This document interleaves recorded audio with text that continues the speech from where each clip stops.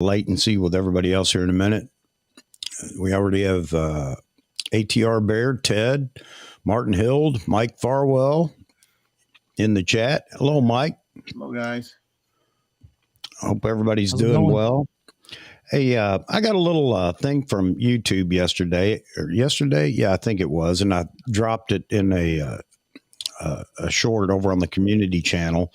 And for most big YouTube channels, they probably don't even pay attention to it. But when you're a little guy like we are, it's really nice to see those numbers. And I'm really happy that they put the watch time in minutes, because that looks real impressive. You know, a million minutes. I wish they'd have done it in seconds. It would be even a bigger number. But anyway, and I just wanted to thank everybody that we have in our community, man. It's been quite the year. New to me. The screen behind me, I'll just go pull it up here.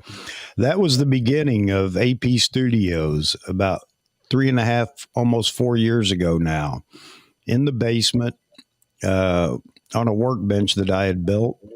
And that was it. I just didn't have time then to really stick with it. But we've come a long way, man. I'll tell you, it's really, again, you know, I thank everybody that's participated and everybody that has subscribed, and you know, we're going to keep it going. But it just humbled me for a minute when I opened up the email and thought, wow, you know, I'd have never thought that. But you know, you haven't lost a hair on your head either from that time frame. So I'm jealous. yeah. Well, it's one of those things that I think you only lose it when you go to the barber. That's the only time you lose any hair. Well, yeah. And I just went and got a haircut. You can't tell it already, and that's kind of aggravating me. Andy, how you doing, buddy? If you'd like to join, just let me know. We'll drag you in here with everybody. It's funny too that you showed that clip or that still image there. I just watched that video the other day. Did you? Yeah. Well, I had about, I think, 7 or 8 videos, but they were just terrible. That's the days of DSLR and trying to get autofocus to work, and then giving up on that and setting focus and trying to stay as still or in the same plane the entire time. And I just decided to get rid of a bunch of those. Yeah. Martin Hild, Ray Powell, Luis, man. Andy said, send him the link. I'm sorry? Andy said, send him the link till he'll join. All right. We'll do that real quick.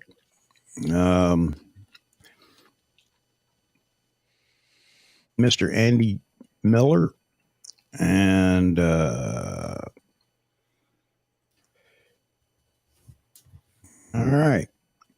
all right, Andy sent. Let me get back to studio. I got way too many things up here got too many windows open.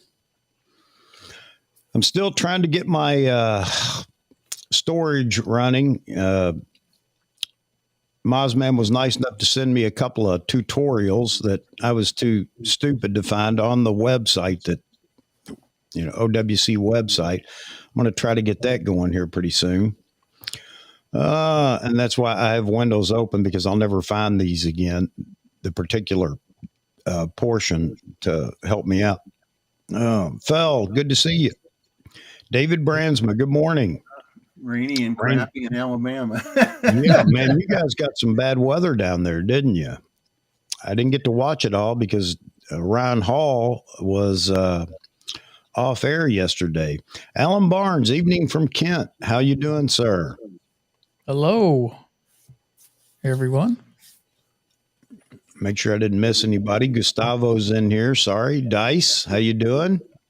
Wednesday live. Woohoo. Yeah. And we're still alive. That's great. Woohoo. Yeah, exactly. I'm not a cardboard cutout. I'm real. Oh, man. So anyway, just letting people join. Looks like we're doing pretty good. We've got quite a few people in here that are watching. And so as I've been doing of late, no subject other than the thumbnail, just as an appreciation for all of you all and your participation in our little community here. And it's we continue to grow, and I hope we continue. I am a bit worried if it gets too big. I shouldn't make that bold statement. Who knows? It may not. But I worry about keeping it as personal as we have it, being able to bring everybody in the chat into the conversation. Gregory Friends, Cape Town. Wow. We have such an international community, man. It's awesome. It's really awesome. It is. And I want, Gregory, I want you to participate. By all means, jump in here. Tell us what's going on in the photography world down in Cape Town in South Africa. So everybody that comes in, it's always interesting to hear their take, especially when it comes to cameras and lenses and things, to see what the delivery is like there. And I'm not starting a gear talk. Oh Lord, I want to, but I'm not going to. Mike Farwell had a question though. I think here he's thinking about picking up the 200 to 500 5.6. That's a great start. That's a great starting wildlife lens. Nothing wrong with that lens at all. It's really got a good image quality. Yeah, I mean, I had that. That was my first, long zoom, and on the D850, and I enjoyed it very much. I mean, yeah. I guess if you want to be, critical, I mean, put it this way, for the money, you can't beat it. That's right. The only thing you might get tired of, it's a long throw. Yeah. For that to go to 2 to 5, and its initial target acquisition's a little slow. Yeah. But if you're not worried about too much birds in flight, other than that, it's great. It locks on. It stays locked on. It really has a really prime quality to the images. It's a really good lens. Yeah, very, very sharp. Very sharp. Again, one of the things I love about what we have here in the community is there's always somebody that can answer a question like that, from experience. And that means so much more to somebody than just a theoretical discussion about a lens. We get enough of that on YouTube. Yeah. But Antonio, welcome. Spanish Institute, welcome. So Gregory's saying he does a lot of jazz photography. So I'm assuming, Gregory, that you have some fairly fast glass for that.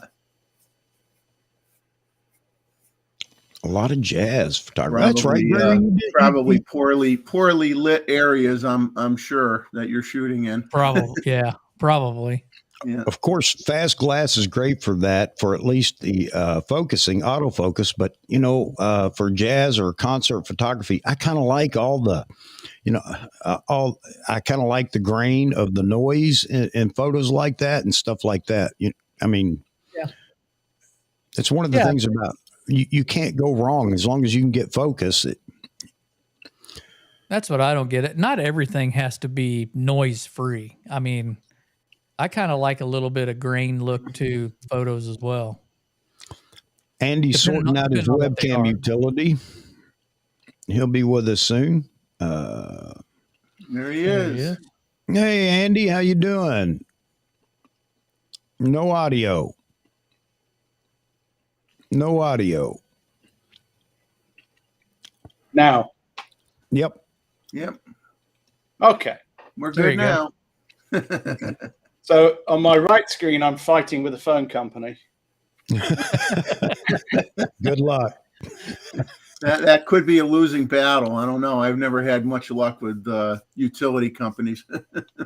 It's fine. They when my car was stolen, there's a huge delay. You can see that? Yeah. No, you're fine. It's the delay you're probably seeing on your other screen. Yeah. When my car was stolen, which it took them all of 30 seconds, they'd scanned my key somehow. They drove off with a SIM card in the car. And now, 5 months later, I got the car back, no SIM card. So they just sent me a SIM card. And of course, I'm working to activate your SIM card. Thank you. 20 minutes later. Anyway, how is everybody? Good. We're doing well. We're just talking about how dry the news is in the camera world, at least in YouTube right now. It seems like everybody's calmed down and getting ready for the holidays, maybe, and waiting for the first of the year. End of February is CP Plus All right. in Tokyo, which is the next big event in the cycle that most people seem to think is when some big announcements will happen from the main companies. Do you think they'll happen before CP Plus or at CP Plus? So I think it's all going to be made up until it's launched. Hey, back to the 200 to 500. Antonio's asking, what would be the next step after the 2 to 500? And Luis says, he uses the 2 to 500 over the 500 PF for handheld subjects at low speeds of 1/25th of a second or less. It's interesting. Well, I would say, the next step, if you don't care about a zoom lens, having that flexibility with the zoom, then your next step up is going to be like you're going to have to get into one of the primes. If you're on the F mount, an F100, 500 F4, 600 F4, something like that. That 200 to 500 is a great lens, and you can shoot that for quite a while. I remember when the 2 to 500 came out, somebody did a comparison, a video comparison with the 2 to 500 and the 500 F4. Yeah. And it was really interesting. And his conclusion was, yes, there is a difference, but it's not something that most people will even notice well, as far as image quality. But obviously there was a difference in performance. The 500 F4 was much quicker. And that's when if you're ready to go to something like that, is if you're sitting there and you're saying this 200 to 500 is just not doing it for me anymore, as far as how quick acquisition of a subject. That's when I knew. I mean, I used to shoot all those long zooms, the Sigma 150 to 600. I had the 200 to 500. I used to shoot all that stuff. And at a certain point, you kind of outgrow those lenses, and then you want something that focuses faster. That's really, image quality. Yeah, image quality is better in the big primes, but for the most part, you don't see that, especially if you're just posting the, Martin says the 2 to 500 is awesome, but the 500 PF is a love affair. Well, that's what I migrated to. I went from the 2 to 5 to the 500 PF, which I still shoot an awful lot. And I will. I know someone commented that they like the 2 to 4 or the 2 to 5 for slow shutter speeds, but I just shot a whole bunch of pictures the other day with my 500 PF at a 60th to a 30th of a second handheld. And you're in very low light, and sure, you're not gonna get every picture in focus. It's not gonna happen. But you shoot short bursts, you're gonna get a keeper in there that looks really, really good.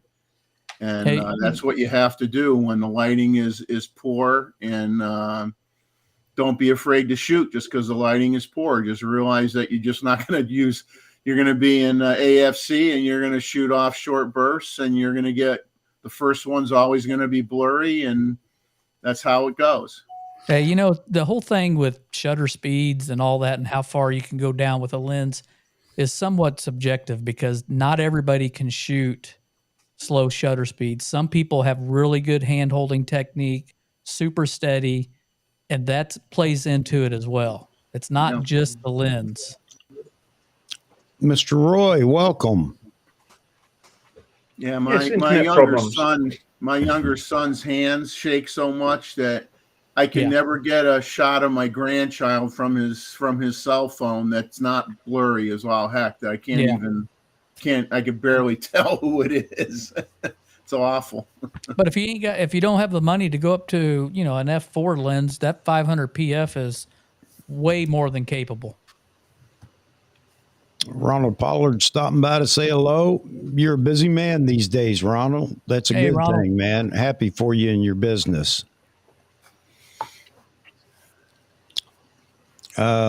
So Gregory says he's shooting the 85, 50, and 21.8 lenses on his Z6 II for his concert or jazz photography. That's great. Yep. Those will do it. Hey, you brought something up a second ago, David, that I just want to throw out here again, and you guys can chew on it a little bit too and add your 10 cents worth. You know, what you said about that's what you graduated to was the 500 PF, I think, beyond the 2 to 500. So, you know, it's the same thing with cameras, and we get wrapped around the axle often. People talking about you don't need it, you don't need it, you don't need it. It's all about convenience, really. It's, you know, I think we get caught up in trying to accuse people of buying a camera for image quality or whatever. And the same thing with lenses. Yes, of course you can get photos with a D3200 or with a 2 to 500. But typically, you know, you move up, it's not just for image quality, it's for convenience. And I think you actually said that. And, you know, we lose focus sometimes when we start in, you don't need this, you don't need that. It's not about need. It's, you know, just about want for convenience or whatever. The Z9 doesn't have any better image quality, in my opinion, than the Z7 or Z6. And that's my opinion. You know, it doesn't mean it's gospel. But the convenience you get from a Z9 is definitely more than you get from a Z6 or a Z7. Yeah. And I think, again, you know, let's not beat people up because they buy an expensive camera.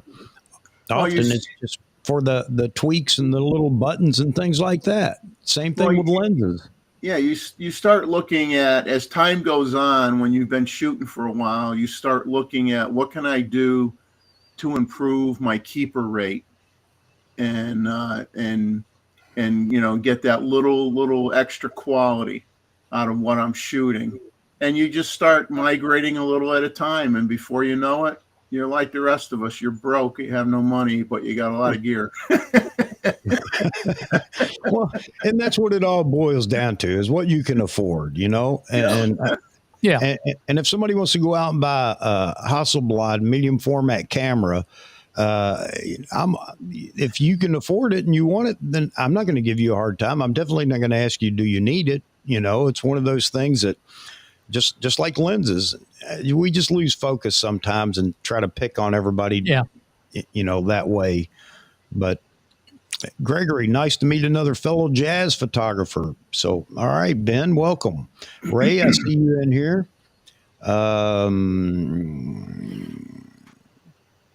Let's see. Luis, 500 PF is a lot faster than 20 to 500. 600 millimeter plus is way too heavy to be handheld. Absolutely. For any extended period of time, yes, I would agree with that. Not that you can't get a shot or two with it. And I guess a lot of people talk about that with the 800 PF. But here's Andy. Andy has the new 600 F4 TC. How much? Try not to rub it in our face, Andy. Well, you know, Rub what? What I shot the 600 F4. This one or this one? The taller one. Yeah, now he's rubbing it into the wound.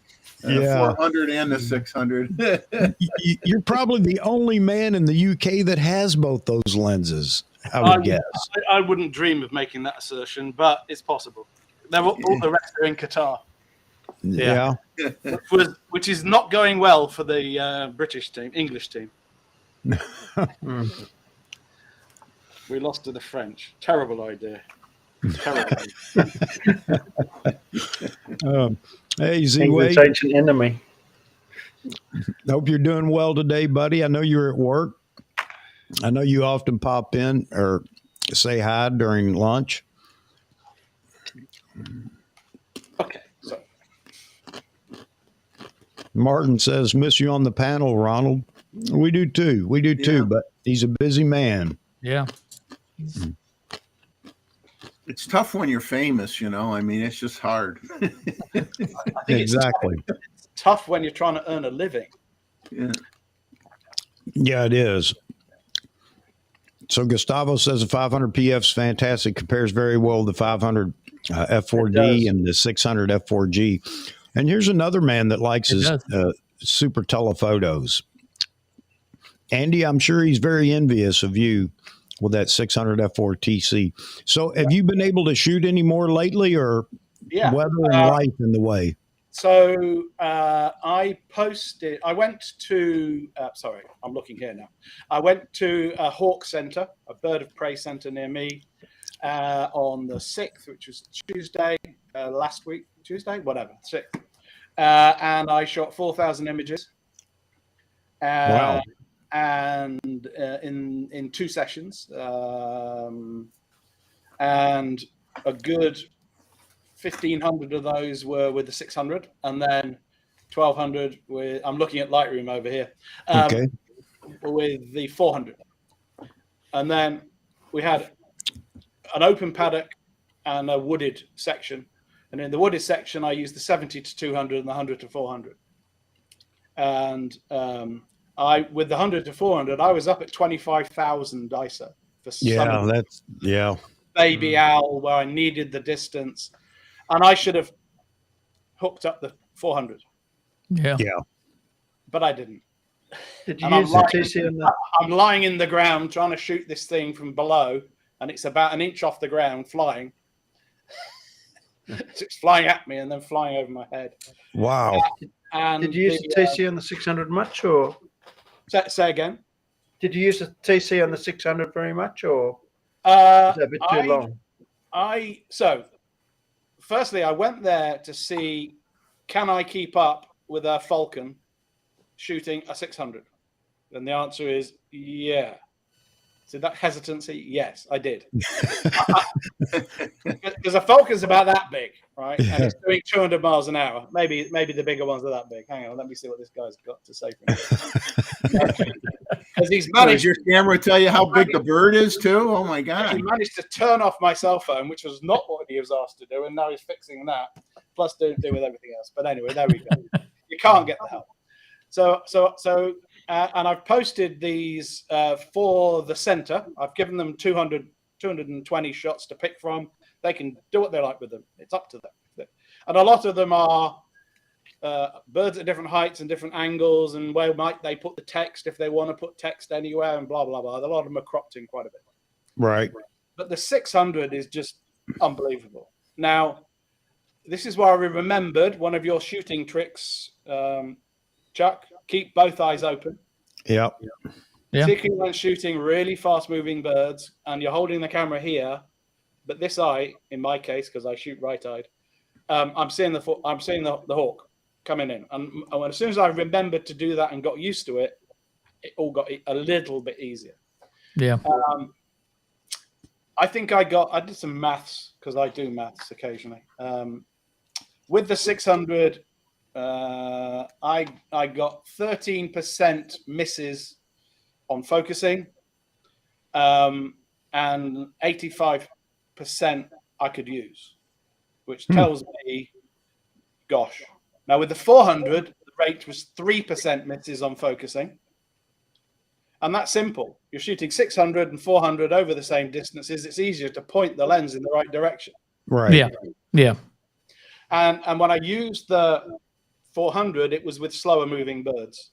So we had Harris hawks, which I think come from over your part of the world. Yep. We had a palm vulture. Which if I could share a screen, which I might be able to do, I'd show you. It's a really weird looking bird. Well, that's the best birds to take photos of. Weird looking, because nobody's seen it and they enjoy that. I have no idea what a snap camera is, and I have no idea how to share the screen. Oh, share screen. That's it. Open settings. Okay, so this might be interesting. Joe Mack put up a very good sale here on some backpack camera bags. People should check out. Okay. Pro. I don't know. I can share a screen without restarting. Well, I've got your screen up here. You got something, but it's not my screen, so I wouldn't put it anywhere yet, Chuck. All right. Because it requires me to restart, and I won't do that in a minute. So, all right. Anyway, so I've posted these. You can see the 200 on my Flickr site. I have to say that, and this is where I do agree with some folks that are moaning a bit, that for the Palm Falcon, Vulture, it loves the chest. The head is a bit weird. The head is a bit weird. I shot wide open the whole day with 2 passes where I didn't. So with f4, f2.8, wide open, bird doing 200 miles an hour, it's in focus. It's in focus down to 13 meters. One Falcon I have fills the frame and more. So look, you shoot birds quite often, and there are people out here that don't shoot birds, as much or whatever, and it takes technique. So I think we all, and me included, I bought the Z9 thinking, well, it's going to help me, to capture birds in flight and things like that. And while it will, I still have to get the technique down. And I'll tell you right now, I have a terrible time trying to find, especially on a long lens. And my only experience, out beyond 400 is with the 1-400 and the 2x teleconverter. Now, I know we don't need to go into all the discussion about how it slows it down, needs light, and yada, yada, yada. But the point is it's the field of view is what I'm bringing up here, and I don't think people that if you haven't done it, you don't understand what it means to have that narrow field of view and try to find a little bird that's a little bird or a big bird or whatever that's flying at 120 or 200 miles an hour. And so you have to develop a technique for that for certain. Yeah. So, my hat's off to you, for capturing anything. And I'm sure you would agree that it's not as much camera. It definitely isn't lens. The lens is just there to grab whatever, you're looking at. But the technique is the key to success. Yeah, I have one of those too, Roy. It's a little aim point sight that I can put in a hot shoe. I made a hot shoe converter for it, and I can drop it in there, and I've got that aim point. So now I can keep both eyes open, not looking through the viewfinder, and watch that red dot, and that tells me when I'm in the area. It's so much easier to find the target for me. Yeah, I tried a red dot sight. I'm not used to it. You probably were trained with it at some point, Chuck. Yeah. I prefer to have the viewfinder on my right eye and left eye is looking. Okay. And I find that if I'm moving my body and everything together, I got more chance of hitting the target. If I'm doing this, I'm all over the flipping place. I have no idea. And obviously, the longer that you can put the camera near the subject, the more likely you are to get good autofocus or know you've got bad autofocus and just switch with a button to a different mode. It literally is that for me. I can lift my thumb or switch a button. And remembering to do it. I keep switching into DX mode and forgetting to come out of it. I do that as well. I had it's my button creep. It was on the lens. It's not anymore. Yeah. I've now put tape on here over the switches. Yeah. So I don't accidentally limit the focus range, and so that I don't come out of manual. I might tape the autofocus ring, the focus ring, or turn it off because I keep grabbing it where the focus is. So a number of the shots I think that's some of the things we need to get used to too, with the little ring has the different features to control, whether it's ISO or whatever. This is new in the new Z lens lineup. We got to get used to that. A lot of people are complaining, or initially were, I keep changing the ISO, I keep changing my exposure comp or whatever. Set to. Yeah. And, it's just a matter of time getting used to it. But, and eventually, I think down the road here in a couple of years, people are going to be praising having that ring there for different things, being able to do some of those things. But right now, it can be a problem because I'm not used to it either. And I do the same thing with the 24 to 72.8. I wonder, why has my exposure changed? I haven't changed anything. And then realize that I've hit the button on that control ring and it's gone to ISO or something. I've been trying to get used to the technique with keeping both eyes open, but I'm not there yet. It's difficult. It's difficult to start, Jeffrey. I'll tell you right now, because you're right, Andy. I got this from my military piece, all the stuff I was doing, and when they came out with the aim point, I had to get used to it. I didn't like it initially, but I'm one that likes iron sights. They don't fail. Yep. But I'll tell you, where you have the same problem with the 500 PF. One time I said, "Oh, I'm going to follow this bird, and I'm going to switch to DX mode in video." And I'm at 1100 millimeters, 1150 or whatever. You ain't finding crap. You're like, what? Exactly. And for those that haven't experienced it, you need to experience it to understand what we're talking about. Everything you get a speck in you're looking for a speck in the sky with a super narrow field of view. Go ahead, Andy. So if you buy the big lenses, they've got this nice screw on the top. I put this on the top, and I'm looking down. Excuse me. I'm looking down the hot shoe. So you're lining up the hot shoe and the screw. So you've got your iron sight set up there. Yeah. Yep. The problem is, of course, I love Carl Zenlin. Carl, amongst many things, Carl makes these lovely replacement lens hoods and caps. Huh. Right? Yeah. He CNCs them. He machines them, and I gave him the numbers for the 600, and then immediately placed an order as soon as he was ready. And it's nice to have that instead of that $1,200 lens hood that you may break or lose. Yeah. Well, and this beautiful leather thing. I have no idea what this will cost when I lose it. Yeah. So that's why I like what you said. When I lose it. Oh yeah. Well, you bring a young child with you, and you let them wear it as a hat, and then you know where it is. Yeah, some lion might get to chew on it rather than my leg, so that might be an advantage. So we all learn to do stuff. I don't shoot birds that often, except that's really all I've got here that I can shoot every day. But they're cool. Well, I'm looking at your Flickr page right now. That 600 is definitely spot on. Oh, and like I say, I'm going through. So I've got about 1,000 that I haven't really gone through. And I'm going to give them more choices. I'm now in what I call my B group. So you get the A's fairly quickly, you can see those, but actually the B group is where things get interesting. The light's not so good, and so you're now getting shadow over the face, and it's a bit more drama. Yeah. But give them choices. Yeah. Hey, Long Rider, good to see you here. So Ronald asked me a question or made an observation, and Matt Irwin posted a thoughts on the Z9 or after a year, or thoughts on the year. I can't remember. Yeah. Mm-hmm.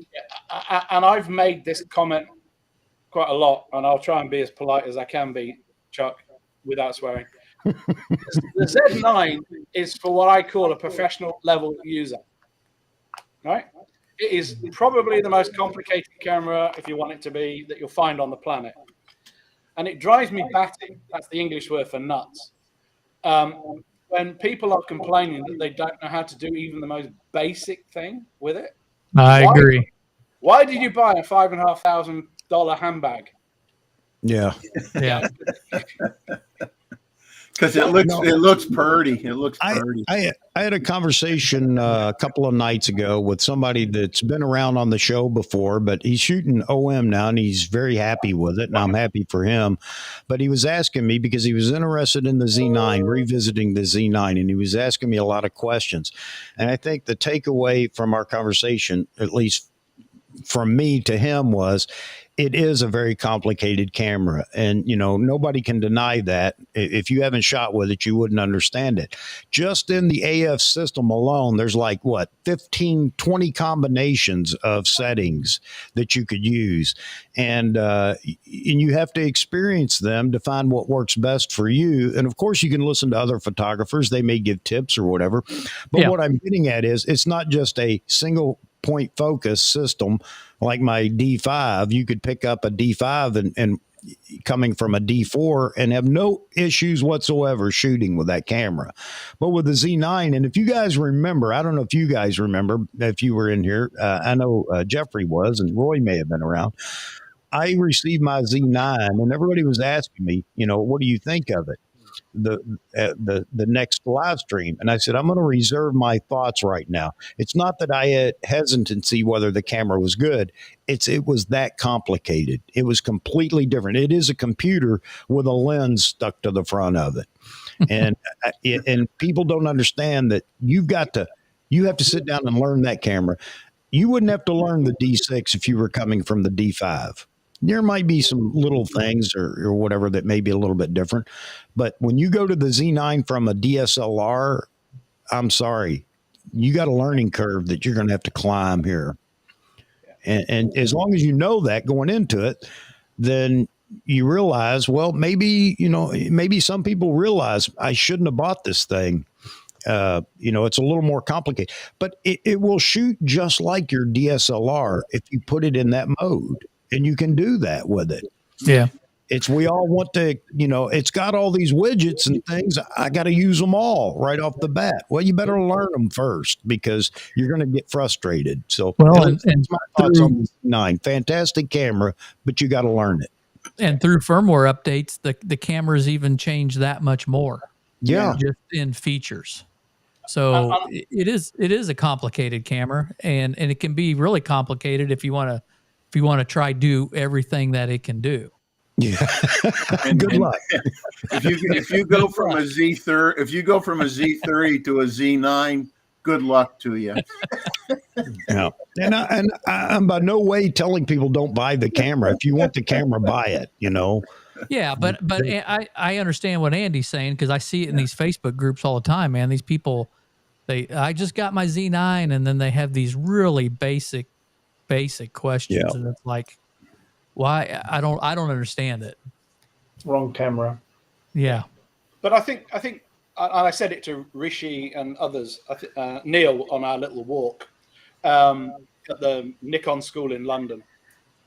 Nikon has not necessarily helped themselves in the way they've explained what they did. You got 4 bullet points. AF improved. Great. And now we are shooting, particularly those that love 3D tracking, and I think stick with it for too long, but okay. It has changed a little bit. How? I don't know. Certainly, if you think it did what it did under firmware 2, in firmware 3, people are observing differences and going back to 2. Yeah. Yeah. And I think that's a mistake. I think that's a failure to want to learn and a failure to adapt to what Rishi calls the right way of using the camera. Well, dear Rishi, show us what the right way is, please. It's all well and good saying you're using it badly or wrongly or incorrectly. Well, show us what good is. And he's semi-promised a video, but I know they're busy. But and my MPS rep is in Qatar right now with gosh knows how many people supporting that whole thing, because that's in Europe, apparently. It's a bit far, but it's in Europe. And we'll see, and I do hope we continue to see, as Matt said, we've had 2 massive firmware upgrades within a year. I hope we see more. Yeah, me too. I really do. As I said last time, Chuck, I love the fact that the video community can now do production videos using a Z9. Yeah. With time code. I'm looking for my little device. There it is. Yep. My little time code sync device. I love the fact that still shooters and night shooters are loving it too. By night, I mean astro shooters are loving it too. Mm-hmm. I use this beat for something else, and I'll unbrand it because I covered it up for a peak shoot, but I'll unbrand it. But that's just a choice, and I like the Nikon and have done, and I didn't want to change when everybody else was. No, I went from a D850 to the Z9, and I consider myself a pretty good techie nut, coming from an engineering background. And I did a lot of preparing of how I wanted to set that camera up long before I got it. Yeah. So, and did a lot of, read the online user's manual twice, watched every video I could watch, wrote down, what I was going to set my settings for initially, and thought, okay, I'll start off not being totally confused, but I'll tell you, I still spent months afterwards finding out that, hey, I want to tweak this a little different. I want to set this a little different. And to this day, I mean, I have no problems like saying, and I will be continuing to change things as time goes on. I mean, you have to be willing to try different things and experiment and make changes. Yeah. And that's the job. So, Dave, do you call yourself a pro? Well, I mean, what's the definition of a pro? I mean, the reason I just posed you that question is a pro will get the shot. Yeah. Right. I will do whatever I need to do to get the shot. If I have to do this, play like a bagpipe or an accordion to try and get the shot. And this is my conclusion. I don't expect 100% of my attempts to be usable, not remotely. What's transformative for me is I've said I think I'm getting 5 to 10 times the number of shots that are usable than I had with a D5 or a D850 or a D500 or any of the Ds. Okay? Yeah. And it's just that change. It's ridiculous. Yeah. 20 frames per second, sure. Hey guys, we got an echo in here somewhere. I heard it earlier. Now it seems to be gone, but I heard an echo. So everybody make sure that if you have another window open with YouTube, that I guess the sound in that window is turned down or muted. Need to be muted. Yeah. I don't hear it. Hey, I want to welcome Abdi Jama. Oh, and you're welcome into the community here. Let me go down here real quick. I'm so far behind on comments again, gentlemen. Excuse me, but I want to make sure that we keep everybody in the loop. And there's Yaman. How you doing, Yaman? Good to see you, buddy. You must have been busy. Glad to see you in here. Oh man, poor Jeff and Leslie avoided COVID for 2 years and tested positive today. Well, I haven't heard anybody really that's tested positive for COVID lately having real complications, and I hope you guys are the same. Yeah, just take it easy, and hopefully you get just the the cold symptoms, basically. My wife and I had it, and I mean we had our shots, so when we did get it, it was mild. It was mild. Darren Francis is in here. How you doing, buddy? Good to see you. We got quite a few people in here. I'm going to try to keep up with the comments, guys, but conversation gets rolling. It's just hard to pull away. And back to Bird in Flight, and then I think we'll kind of move on from there. I'd like to talk about some other genres with the Z9 or whatever, what other people are shooting as well. But, I learned when we were teaching CQB, close quarter battle, we would always talk about slow is smooth and smooth is fast. And I think that applies too with your technique for birding. Start out slow, make it smooth, and eventually smooth becomes fast because now you're more accurate in what you're shooting. So, very true. Yeah.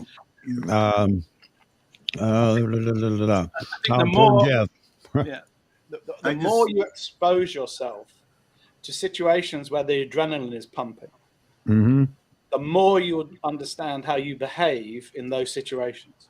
Yep. So my first cheetah chase in Africa was nuts. I was focused on a bush the whole way. Beautiful hit, out of focus. The cheetah's about to land on the back of something. Did I know? No. I'm looking at this thing. It's the first time I ever saw one, and I got a camera in my face, right? And I'm going click, click, click, click, click until it buffer ran out. So the more often you can put yourself in situations, it's the same in your training, Chuck, I'm sure. Yeah. Why they put you under no fire, live fire, and Yeah, the crawl, walk, run method. Yeah. No, you're right. And that's a good application too. I mean, don't expect to pick up the camera. And again, this is one of the things about the Z9 again that we go back to. You know, if you pick up a Z9 because it has all this capability, but you don't know how to use all this capability yet, and it's going to fail you and you're going to complain, but it's not the camera fault. It's your fault. And I wouldn't say this about a DSLR. When the DSLR bodies rolled out, you could roll right into the next version or the next update or the next level camera and be successful. But the Z9 is that different. Yeah. It's just a completely different camera. And guess what? I think it's going to happen to all the other brands. You know, the same thing's about to happen. You know, Nikon just jumped on this bus sooner than everybody else, and we'll see what happens with Canon and Sony and everybody else when they experience this. I think that's the era that we're in right now for cameras. So those that are waiting for the Z8, get ready. Don't think you're going to get a Z8. You're going to pick it up. It's just like my DA50. No, I don't think it will be. So get ready for that. It won't. Matt Irwin made a really good comment on his video that he just did. And it reminded me of, one time I had two D850s. And he's saying, well, I'm going to wait and see what comes out. Depending on what comes out, he says, I might get another Z9. Because he had two, you know, whether it was D5s or D6, I don't recall what he said, but he had two models that were the same. And I feel that way too, because when right now, I mean, I can't afford two Z9s, but I'm hoping that one of the next cameras that comes out, that the button layouts is exactly the same, so that from a muscle memory standpoint, I could go from one camera body to the other and not say, oh crap, you know, this button's over here now, and got to remember that, because you know, I was talking to Mozman last night, and he has, you know, a Z9, and he has a Z6, and he says he uses a Z6, and I says, you ever screw up because of the button layout or whatever? And he says, oh yeah, you know, just some little things can trip you sometimes if you don't use both bodies all the time. And I agree with Matt. You know, I'm hoping that one of the next bodies that comes out, that they don't get too crazy with moving buttons around or changing where they are on the back of the camera, because that really fucks things up. Hey Andy, I saw your comment there about the Sigma 60 to 600. I just hope I had that lens in F mount, and it had horrible chromatic aberration. It will. So I don't know, you know, if it's a super zoom. What do you expect? Yeah, but I'm assuming they're gonna, you know, this is gonna be changed up some for the Z camera body if this does come out. Hopefully they can work that out. Yeah. But yeah, that's a heck of a zoom range to cover and get right. Yeah. It's for kit shooters who only need the kit lens and then want to do something longer. Yeah. It's so I want to go back to this comment. I had it up there earlier because this is a question that, you know, many people have, and I think everybody experiences this a little bit differently. So I'll throw it out there to you guys. Everybody in here shoots a Z9, so everybody's going to have their thoughts on it. And you know, let's answer Darren's question on your opinion. I think it's very good. But there's more to it than just ISO. Things like the IBIS and that sort of help avoid it. Yeah, for me, what do you mean by high ISO? Yeah, what's probably noise? Yeah, no. I mean, what level though? Above 10,000? I mean, what is that? Well, before we get to whatever, let's just say when you're pushed into a range above 6400 ISO, how do you feel from 64 up when you're forced into a high ISO? And I know everybody can say, well, I just don't shoot if I don't have enough light or whatever, but that's not really an answer. I mean, what are your opinions on from 6400 up? Let's just pick that point 6400. You talked about 25,000 earlier with the 1 to 400, Andy, and I've been forced into that high ISO as well when I'm shooting with the 2X TC on the 1 to 400. I understand it's not the best setup for low light shooting, and now we're talking about adding to that a high shutter speed if we're shooting action. So you can be forced into the upper realm of ISO, quickly. So how do you feel it handles that, or what are your what do you guys do to minimize noise or whatever? So I follow a really simple strategy, which is if it is my plan to freeze action, freeze the movement, I need the shutter speed. If it is my plan to have, say, the head and shoulders in focus, I need depth of focus, as in I need to shoot close down a little bit. I start wide and try. And when I shot the Little Owl, so 830 shots out of 4,000 were at ISO 6400 and higher. And I've produced 18 final images from that. And most of them were the Little Owl flying at me, where I'm shooting at 800th and then 640th. And I stepped down the speed to try and drop the ISO, but then I got so much motion blur that those images are not as good. So yeah, I'm looking at Andy. I'm looking at one of your owl photos right now, and it's 1/800th, but it's the one that's ISO 20,000. Yeah, and you've got some motion blur in there, which that sometimes that's what you want. Sometimes you want to freeze everything, but that image at 20,000 is very acceptable. It's I would say it's a clean image for 20,000 on that lens. And this comes to how are you going to view it? If you're going to view it like this, or on a card, or in a pamphlet, exactly, nobody gets to look at it. It doesn't matter. It's when people zoom in to 1-to-1 pixel is when they see the problem. Yeah, I can't see motion blur unless I'm zooming in. Looking at my right screen, I can't see motion blur when it's that big. I can only see it when I'm in. Except in the wings, and I wanted it in the wings. And that's what I meant by motion blur, the wing blur. I shot at ISO 10,000, wide open, 5.6, at 1/100th of a second. For a bird that was waiting slowly. Sure. And I used denoise, Topaz denoise, and it looks great. It looks absolutely great. There's nothing wrong with it at all. I mean, most people's question is, before you use any type of denoising software. It's better than my D850 was, I think. And that's because it's a BSI sensor, backside illuminated sensor. They've moved the electronics behind. The signal path is shorter. I'm sure others know this better than I. Yeah. And you basically get less quote noise off of the sensor, read noise, write noise, or whatever they call it. But then you apply what you do to those raw images. And that technology has moved on a lot in the last 10 years. Yeah. Okay. So also depends on the background. If the background's dark, it's going to show noise a lot more. Yeah. Yeah. Yeah. But I mean, I think it's better. It's better than my D850 was. I'm happy with it in terms of noise, and I don't scream. I'm not going to take it if I'm shooting ISO 2000. I don't say, I'm not going to do that. I haven't been disappointed. D850. I haven't been disappointed in the noise performance with this camera at all. The D5 is better, but the Z9 is so much more versatile. Yeah.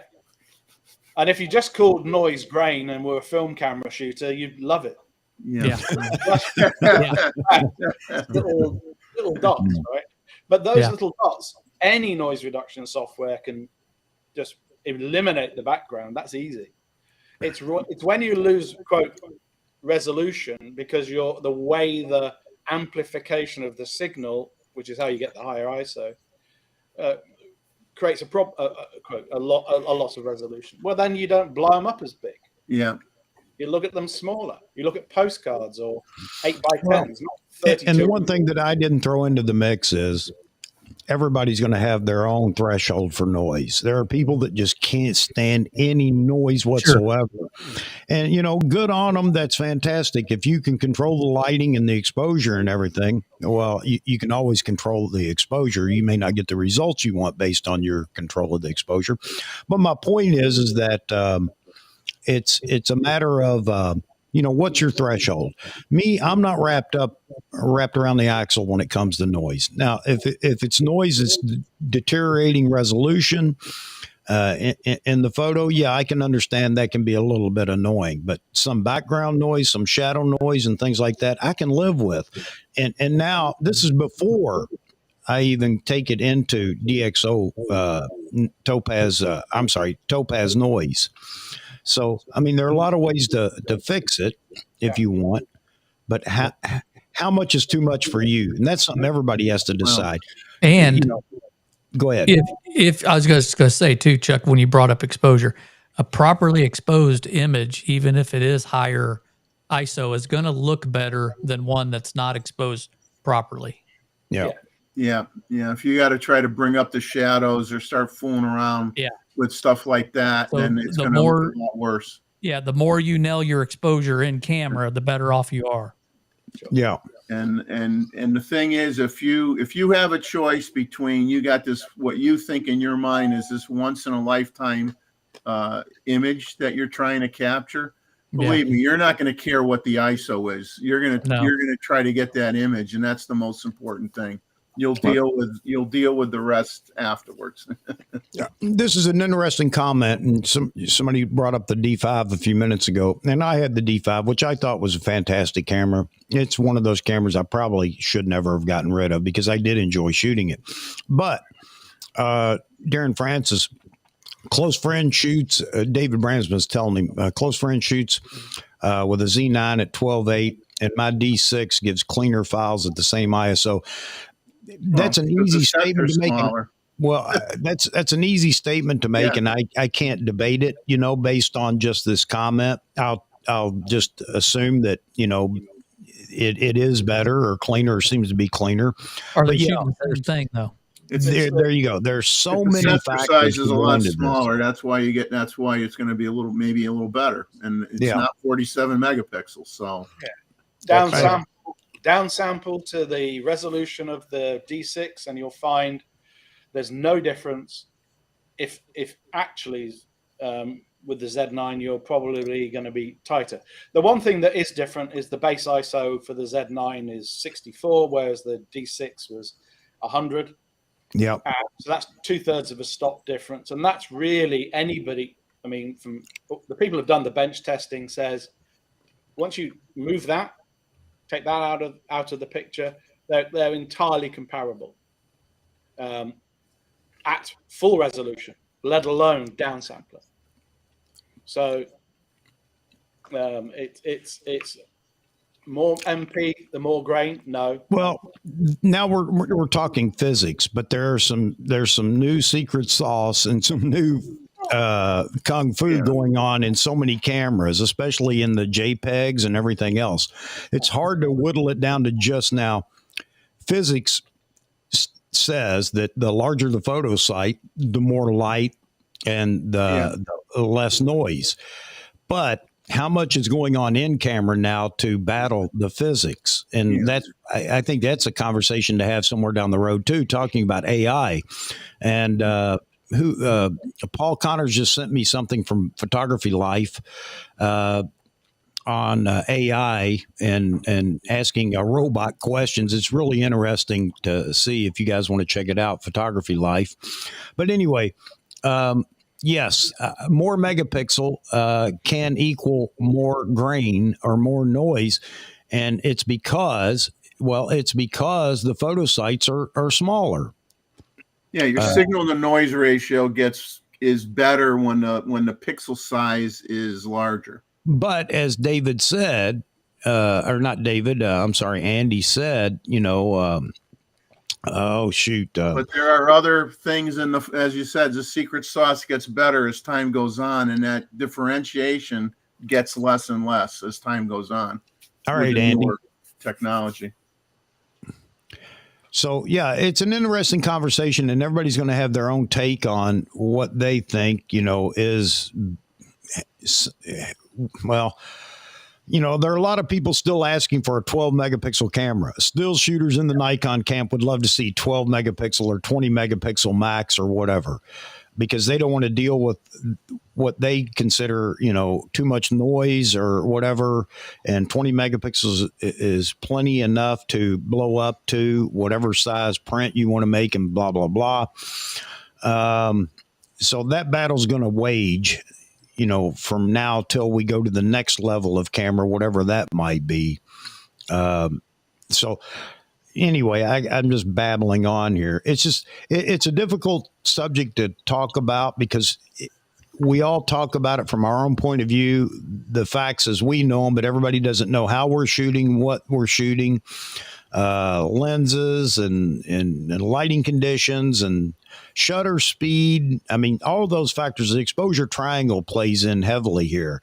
And especially for wildlife shooters, those that want to freeze action, high shutter speed equals what?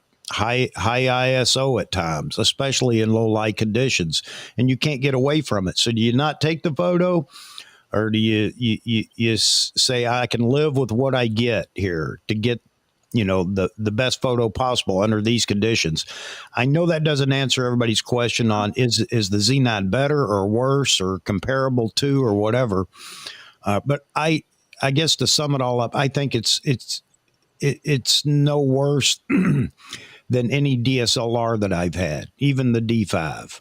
You're not going to be unhappy. There's no way you're going to be unhappy. I could show you 20 by 30 prints that I have in the other room in low light conditions, early morning light, and what you see on your computer is not what you see when you print it.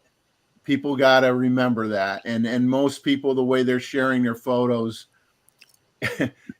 well, we get into you're not going to see any what you're talking about. That is another issue that we have is we have people that want to pixel peep to find the noise. Oh yeah, you pixel peep, knock yourself out. Make a print and look at it. That's what I'm going to tell you. I understand that. I wish everybody had the opportunity to print, but that's not what everybody's shooting. They're sharing it via digital sources, not just social media, but for I don't know. Anyway, I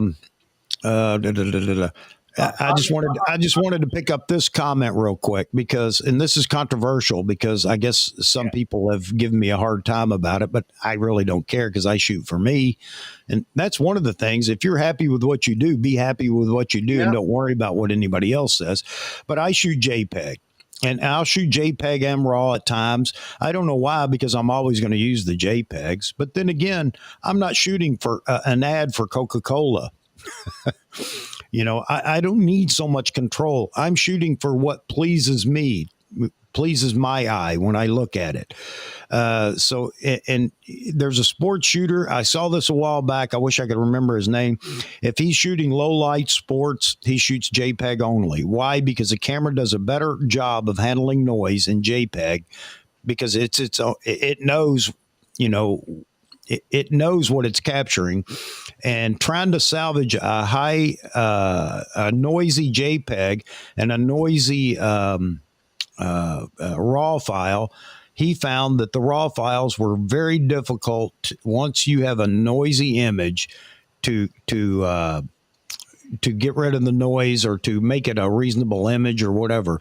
And well, I know you're shaking your head, Andy, but I have to disagree. I agree with him because I think the camera does a better job of controlling the noise. It doesn't get rid of everything when it's in JPEG mode. I think it works well. And I've tried to recover a noisy image in RAW and found it more difficult than working with the JPEG. Now, that's my findings. Okay. I can't argue with the findings. I think one has to ask questions, though. And as you know, I like to do Joe. Yeah, Andy, hang on. I want you to hold that thought. Long Rider, I'm going to get the phone number. I'll put it up here in a minute, but let me go get some coffee because I know once I open the phone line, I'm not going to be able to go get coffee. All right, Andy, go ahead. I'm going to go get coffee. So when we talk sports photography, I think we have to understand how are they producing their output and what's their mechanism. So a lot of sport is real time now. It took 58 seconds for the 100 meters final in the last Olympics to hit the world. That's instantaneous. The camera's plugged in with an Ethernet cable. They're shooting JPEGs because that's the only way they can get an image they can use immediately down the pipe. Yep. There are retouchers who all they're doing effectively is just saying, tick, tick, boom, straight out. There are soccer, as you call it, association football, as I call it, shooters who are, whenever there's a break, they're squirting photos. They all shoot JPEG. Your NBA, ice hockey, all the sports photographers like that are real-time posters. It goes straight to a desk. They don't touch it. Their job is to get the best image they can. They have in-camera settings that automatically apply noise reduction. A lot of it. They shoot at very high ISO because in the press game, we have a thing called a spike. It's literally a spike. Your photo doesn't want to live on the spike. It wants to be produced and out. And the first thing a photo editor will do is say, is this image sharp? Which means no motion blur, which means high shutter speeds. Spike, if it doesn't. So they don't care what the ISO has to be. It's what it has to be to get that image sharp. Yep. And it's that simple. Depth of focus, aperture setting is part of the triangle. And the rest is lighting. The guys who struggle the most are shooters who go to a college game and the lighting's all over the place at a basketball game, from light to dark and shady in the corners and all of the rest. But they still produce output. They're setting their shutter speed at 1,000th of a second if it's NBA and a little slower if it's a college game and a little slower if it's high speed. And you see these guys and they're doing what they need to do to get the shot out. But they're smoothing the image in camera. Correct. Yeah. But there's no way that is going to be as good as a properly processed raw photo. The only difference is they don't have the time. They're squirting the image. Yeah. Straight away. Boom. Yeah. It's got. Yeah. Now, we who don't have to do that have the luxury of shooting it any way we want. So shoot raw JPEG. I just throw the JPEGs away. I've stopped doing JPEGs. Because I know now with my process, I get output at 25,000 ISO I can use. Yep. Well said. Yeah, it really comes down to your application and what you're doing. And like you said, they're not going to sit there and spend, I mean, you got some people that'll take a photo and they'll massage it in Photoshop on one picture for an hour. I won't do that. I mean, I gotta go through my raw images, and if I can't get it to look the way I want within 1 minute, I throw it out. We're all the same. We are all if I can't do it in a few minutes, I'm done. Yeah. Right? Because whereas I had a neighbor who was a fellow of the Royal Society of Photographers, blah, blah, blah, blah, blah, did fine art. She'd spend a week on one image. Yeah. She's into this frequency separation and all this other really, really super technical stuff. It's too boring. Yeah. Move on. It's awful. Now, if you're producing product, as I think you do and some of you do, and you're doing fashion, my heck, those images get played with. Sure. Yeah. If you're shooting food, it better be in focus across the whole depth of the image. Whether they photo stack it or use a tilt shift solution or a view camera, that's what they do. But that's the right tool. And of course, they're using lights and they can use longer exposure to get the ISO down to get perfect images. But sports don't get that choice, not live sports. Obviously, sports is live. And wildlife, we rarely get the opportunity unless we're faking it, adding flash or light or something. You're working with what you have out there. Yeah. Product is much easier. But it's not. Because you have clients and clients are a pain in the what's it. Yes. art directors. And I would argue a little bit too here, and I'm not going to get into this, make it the Royal Rumble here, JPEG versus RAW. But like you said, you could set up all the stuff in your camera to apply a certain level of minutia to those JPEG files, whether it be how vivid you want it to be. Yep. Is it standard? Is it vivid? Is it this? Is it that? You could do all that. So you're customizing what that camera is going to do to those JPEG files every time take a JPEG image. Now you're doing the same thing with a RAW file. You can do the same thing by creating your own custom presets, or you could just buy the Skittles pack from you know who and use that. But you can. I'm just saying, you come up with some good presets. You can apply that preset to every image that you suck in. I'm doing wildlife. I know what I want. I have 80% of the job is done when I import that image. I might tweak a couple settings and I'm in and out and I am done. So to me, it's not that complicated. What's complicated is spending the time to understand the raw editors and create some presets that work for you so that you're 80 or 90% done when you apply that preset to every picture you bring in. Then you only got to move a couple sliders and you're done. That's my opinion. And that's where the masking changes in Lightroom have transformed it for me. Yeah. Now I can select the subject, and normally with a little bit of tidying up, but not much, I can get separation between the background and the subject, normally about 1/3 or 2/3 of a stop. So I darken the background or lighten the subject a tiny bit to get that to stand out. That takes minimum 10 seconds. Yeah. It's nuts what we can do now automatically. Yeah, okay, you've got a bird, it's got edges on the wings. You might want to look at those if you've got some bright spots. And sometimes you want to darken it more or something.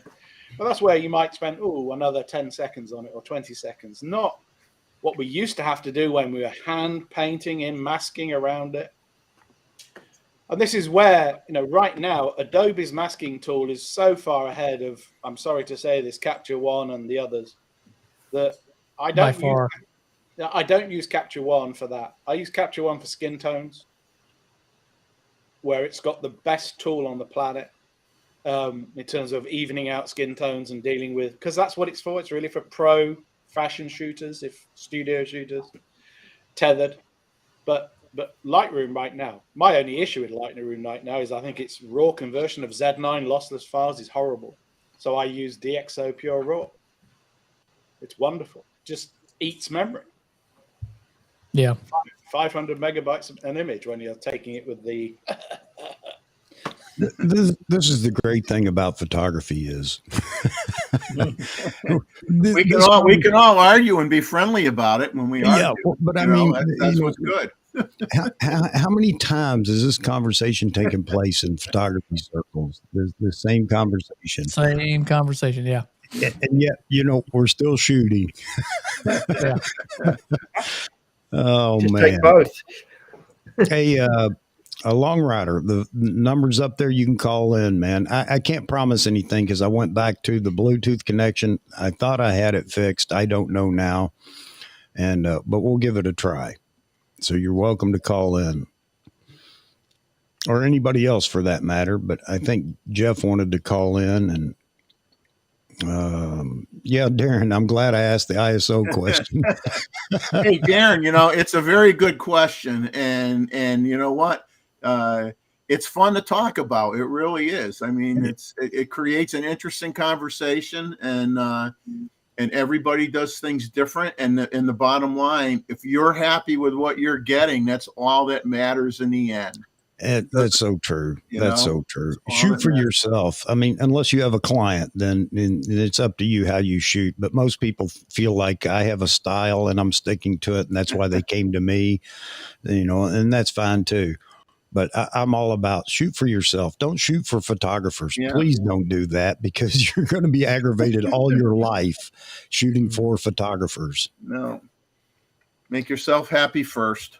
And, we don't have just normal people in here. You notice that we never have just somebody that isn't into photography talking about these things. And they would they would look at us like, well, what's wrong with that? What's wrong with this? This is fine. We're all Abby normal. Yeah. That would be fun though, to try to do that. Bring in, for one of our photo reviews, I may try to do that. Find somebody that isn't a photographer, doesn't care, but likes photos or whatever, and just hear their opinion when we're talking about, well, there's a little, there's a little noise in the shadow, and they're looking at us like, what's the shadow? What's noise? Or I like it or whatever. It's just funny. I know we want to perfect our hobby or our profession, whatever it may be for you. And there's nothing wrong with that either. And questions like this can help people that are having problems with, blur or whatever. But I think we get wrapped up in it sometimes, so much so that we do lose friends. It's like, no, you're wrong. And I'm not talking to you anymore because and it should never get to that point. Whether we agree or disagree, the bottom line is that we should be able to have conversations like this. So, all right. So I don't know. Long Rider might have taken off, but the number was up there. I'll put it up again if somebody would like to call in, and we'll give it a whirl. Well, in the end, I'll use a Matt Irwin quote that he always says. It's based on your use case, right? If your images are just going in Facebook, use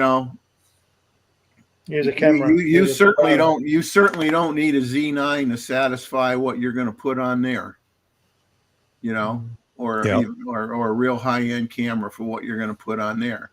Now, if you're someone that's going to be pumping out 20 by 30 prints or larger all the time, then we're talking a different scenario. So it all depends on your use case. If every picture on your wall is an 8 by 10, that's a different use case. This is the conversation that I brought up a couple of streams ago. Did we lose art in photography because they're, oh, hang on. Hang on.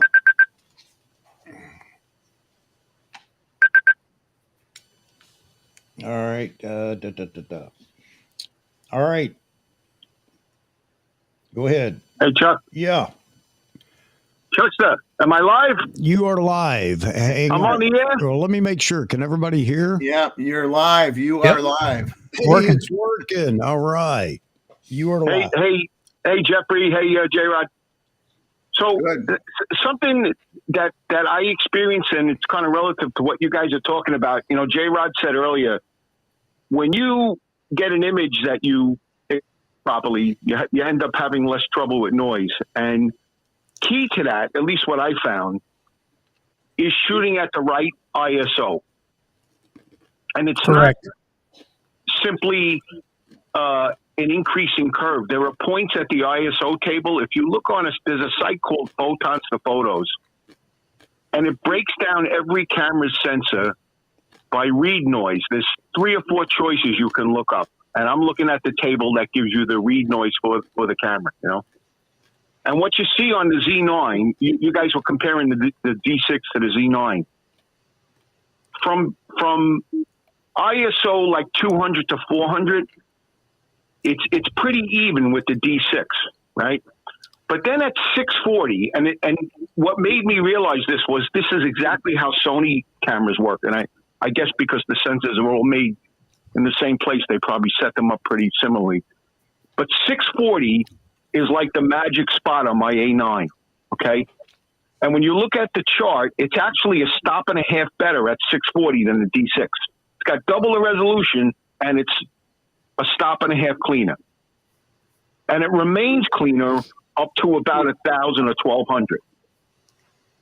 And then, they kind of crisscross a few times, but it's a good metric to use when you're out there shooting. I never shoot at 200 to 400. If you're shooting like an auto ISO and your camera is going to range into 200, 400, you're hurting yourself.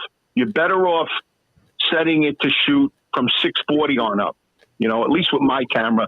And it looks to me the Z9 would be pretty similar, And you get similar results with dynamic range.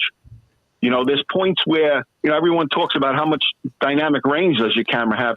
that's always at base ISO. It dives pretty quick when you go up base, you know.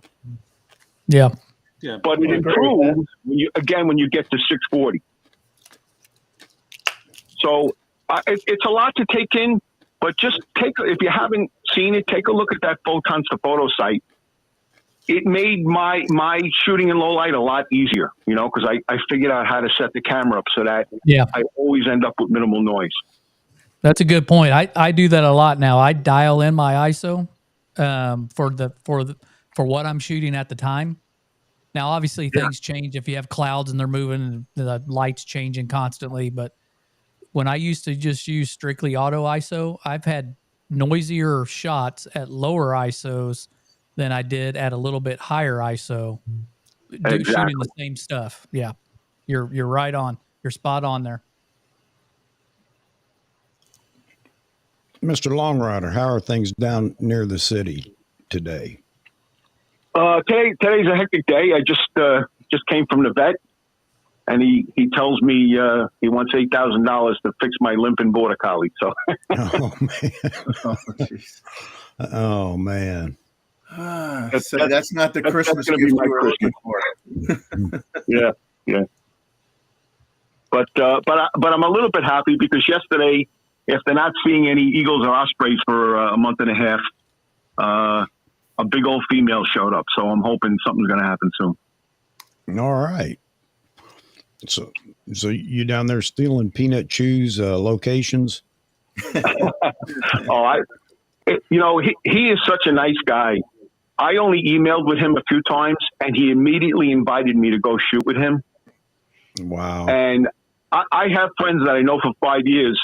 They won't tell me their spots. I just emailed with him. He says, yeah, come shoot me. Oh, man. He's such a good guy. He really is. Oh, he's wonderful. Yeah. He's what YouTube should be. He really is. I agree. Well, it's kind of like you get some people that will never, ever. You have someone that's new to photography and they're just trying to learn, and they'll say, can you give me a suggestion or what you recommend for a setting or something? And they won't tell them anything. I've seen that so many times. It's like, just, I mean, come on, guys, we're all in this together, I mean, help people out, some people just won't share information, won't share locations, won't say, oh, by the way, if you go over there, you might be able to catch such and such a bird. It was there like 5 minutes ago. It might still be there. And, oh, don't tell them nothing. It's top secret, It's the same way in fishing. Let me tell you, especially when you're a tournament, you're bass fishing, you're a tournament angler, is everything's a secret. And the feeling is if you tell one, then the next time you go there, there'll be 20 boats parked in the same spot. That's the fear. Yeah, listen, there's always a risk of that. Sam Rhino, he's got a small YouTube channel. He's told me about a few spots, but, he swears you to secrecy because, there was one spot where there was an osprey nest and the word got out and it was on private property. So the woman that owned the house got upset because dozens of photographers started showing up and, some of them weren't too respectful. Yeah. So, yeah, it's a mixed bag. I don't know. I don't hide anything. I always tell people, if they're living in my area, hey, this is where I go. Well, I think part of that depends. I look at it this way. I want you to have all the advantages you can. I want you to have a better camera, a better spot, so that when I outdo you with a good photograph, you got no excuses. Well, like you said, I think part of that depends on whether you're talking about sharing information in a public space versus sharing information where you're kind of like in an area where because this kind of happened to a friend of mine the other day. There was a place that was on a small dirt road with a handful of houses, and there was a huge eagle's nest. So a handful of us knew about it, and we were always very polite. We didn't go there in large groups. We'd go there every once in a while, one car, two people, take a few pictures and leave. And I guess the person, it's gotten out of hand now. And now the person who says it's a private road, turned away a photographer and said, you can't shoot here anymore. It's getting too crazy, I guess. And he's kicking people out now. So what you share, you got to be careful depending on where the location is. If it's on somebody's private property and somebody's doing you a favor and they let you go on the property, then that's a different thing. They don't want you telling everybody. Yeah. That's what happened with Sam. Yeah. But hey, Chuck, thank you for the time, and I hope that site is helpful if guys don't know about it. I've checked it out before. I actually checked it out. Blah blah blah blah blah. The D5 was very controversial because a lot of people talked about how at low ISO, 64 base ISO, it wasn't as good as it was at I think it was 400. 400 was a better base ISO to shoot with. So and photons to protons or whatever, I can't remember is the site, but he explained it very well. And again, I read it. I think it was fantastically written, but I'm not such a techie guy, and it was okay. Got it. Now I'll try it. And if it works for me, I'm going to do it. Yeah. Most of the cameras, when you look at the charts and you compare different cameras, yeah. The cameras that these companies believe you're going to use for fast shooting, and most of them that, shoot 20 frames a second, they tend to favor the higher ISO. Yeah. And stacked sensors in general, and I'm a little bit of a nut reading about sensor technology and all this. And, stacked sensors give you a little bit better shadow recovery and obviously the better read speed. But if you're a landscape shooter, mm-hmm. you're better off not with a stack sensor because you lose a little bit of dynamic range, maybe a stop or so, depending on the ISO. And that's another big argument that we get into. I'm not saying us, but the photography community gets into over dynamic range.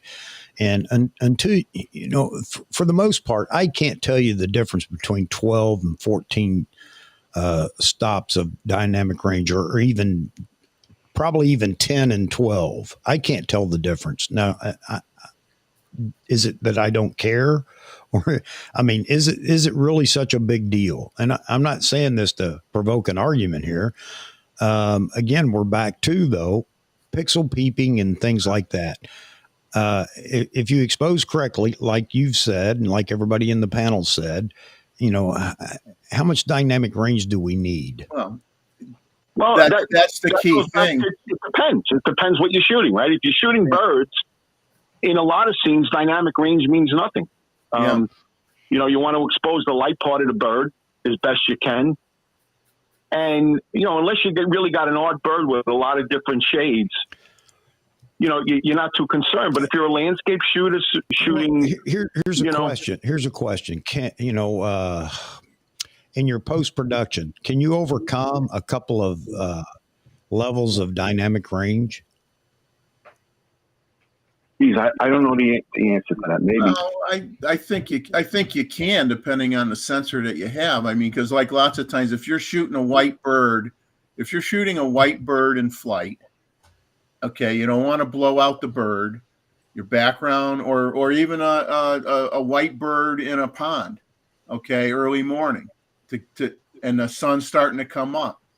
You're trying not to blow out the highlights, so you underexpose a little bit. So now everything around it's going to be a little darker. So you got to bring up the shadow. Aren't some sensors tweaked to one end or the other? That was the big deal for Nikon for so long, which I didn't play in that game. The Nikon's shadow recovery is so fantastic compared to other brands, and that's part of dynamic range is being able to adjust that.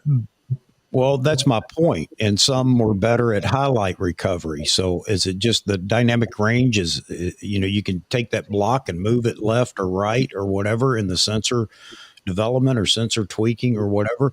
So again, these are questions. I think these are fantastic questions for people that are really into it. I've never paid much attention to it, and I just shot. I was never one that said, "Oh, Nikon's dynamic range is so much better than Canon or whatever." I could care less. I get the photos I want. Now, maybe I'm just lucky, which is probably the case, but I didn't see enough difference to really warrant a big battle over, how much dynamic range each camera has. I understand medium format, true medium format is even more phenomenal when it comes to I was about to dynamic mention that. range. Yeah. But I just don't, and again, I'm not, for those that want to discuss it, I think it's fantastic. But for me, I just don't get wrapped around the axle on it. It's my camera's doing what I want it to do. And if I could see a very noticeable, I mean, you take two photos with two different cameras and it was like night and day, then I want to get in that conversation. But I can't see that much difference. Is it just me, or you're not going to see it if it's an average scene and it's exposed properly? You're not going to see the difference. Where you see the difference is when you have to overcome harsh lighting conditions, and that's where you see the difference. Is your ability to recover from that, but otherwise you would not see a difference. Yeah. But that's where I wish, instead of the megapixel wars, they would start switching to an EV war instead and try to improve that more than the megapixels, because the megapixels is getting a little bit too insane. You know the way I look at it, it's better to have it and not need it than need it and not have it. I agree. I agree with that 100%. And then that goes right back to the camera you choose. Do you need all these focus points? Do you need all these whatever? Well, it's nice to have it even if you don't use it. I'll go along with that 100%. There's always times where you're trying to make a difficult shot, or maybe you do make a mistake, or the lighting changes, like J-Rod was saying. So sometimes you're out shooting, when you shoot outdoors and you're at the mercy of the sunlight. If the clouds come, if the bird flies behind a tree, your whole exposure can get thrown off. Here you go. From an amateur photographer point of view, if it's blown out, guess what? It's black and white, high key. Yeah, there you go. Yeah. And that's how I kind of, most of my friends shoot auto ISO and use the exposure comp. Yeah. I didn't like that. And I ended up locking in my ISO, and I just move the ISO as I need it, because when I'm shooting a bird, where I happen to shoot, there's open sky, then there's tree lines, and so I want to lock in on the bird. I want to lock my exposure in on him, and I want the camera to disregard what's going on behind the bird. Yeah. And if you're shooting auto ISO, it's kind of hard for your camera not to get tricked a little bit by the metering. Yeah, and it will. So, and you know what? I want to throw something else in here too and get Andy involved, because wait, he's still fighting with the phone company. Wait a minute. Oh, okay. You betcha. What they've done now is turn my phone off as well. Oh, no, man. We're dealing with super idiots tonight. There you go. Oh, man. Sorry to hear that, Andy. 12, 13, 16-bit. Yes. Oh. Right. So I have somebody that dropped a comment, not a comment, but sent me it was a comment asking me, so what is 16-bit? What is 12-bit or whatever? Okay, so 1 bit is black and white. Yeah. Okay, yeah. It's all to do with tonal colors. Yes, okay. So, I'm going to get this wrong and people will correct me, but each time you add a bit, you multiply by 2 the data. Okay. I know that's not wrong from 12 to 14 to 16, but let's go with me. So if you've got a million shades in 14-bit, you've got X million shades in 16-bit. Yeah. Yeah. So I'm going from a 45 megapixel camera that produces a file that's maybe 50 megabytes to a 100 megapixel camera that produces a 220 megabyte file. Okay. What's the difference? Well, it's twice the size in terms of resolution. All right, halve it. So I'm now going from a 50 megabyte file to a 100 megabyte file for a 50 megapixel image. The whole of that is the difference between 14-bit and 16-bit. And why does that matter? It is because I can look at a skin tone on a face and see more shades in that with this. It's why the pros use these. Yeah, your tonal range is better. It's the tonal detail. Range is a slightly separate thing, Jeff, but it's detail. Yeah. And this is why that your GFX 100, this one, the bigger bodies, the Hasselblad H series, the Phase 1, who I love but can't afford, are extraordinary tools. But here's what I found. Oh God. Now I've got Alexa talking to me. Did you hear that? So no, we'll get to printing in a second. Okay. Now, if you need to include in this whole conversation the size of the color space, okay? What we look at on the screen is what's known as Adobe sRGB, which is kind of the smallest space you can possibly inhabit. Right. The biggest space you can inhabit generally is ProPhoto RGB, which is why I edit in that. In the Hasselblad world, it's called Hasselblad RGB star L Lima. And you edit in that, and then you produce output to fit how it's going to be displayed or used. Okay? Yep. And that's where the debate comes in about printing. And certainly when you stick it onto YouTube or Facebook or any of these things, they downsample it massively. So you need to have gone through that process in your production. But that's the output step. How you get from the input through your processing to the output is where you use the dynamic range. And most of us compress the very large to the smaller one we're going to use. Yeah. Now, your caller was right. If you come off of base ISO, which is typically when the dynamic range is at its maximum, it shrinks pretty quickly. But if your image isn't stopped the motion, if you haven't stopped the motion, you've got more problems, right? If you're a sports shooter and there's the guy's moving in the image, you can't sell that picture. You can't sell that picture. Okay, so I fully understand. And I had a long argument in Africa with the lady that said, "Why did you take that photo at 12,800 ISO?" And I said, there were two lions up a tree, 30 meters, 30 yards up a tree. They kissed each other at 200 yards away. I was in a truck. I was stationary. Nobody was breathing. The engines were off. You know, we were doing that. And I did every option under the sun. And the best shot was when they brushed heads with 1200 mil. So a 600 and 2 times on an 810. And I said, "Did you take that photo?" "No, it was too dark." And I said, "Well, it wasn't too dark because I took the photo." Yeah. And she got all upset that I would challenge her preconceptions about noise. Noise is irrelevant when you're in there to take a photo. Yeah. Just take the photo. Yeah. Get the image. You gotta get the image. You have to get the image. So let me ask this. So it's funny you mentioned Africa because the question comes from South Africa. And my explanation, even after researching so that I could be somewhat educated on it, was, and we're talking about tonal graduations, but when you put it in color, then you're talking 16 billion colors versus 2,000 colors, from 8-bit to 14-bit or whatever. And I know I've got those numbers wrong. I can't remember them exactly. Yeah. So I use the example, and you guys can tell me if I'm right or wrong, because I'll go back and apologize to the guy if I was absolutely wrong. The easiest way to, hey, Mark.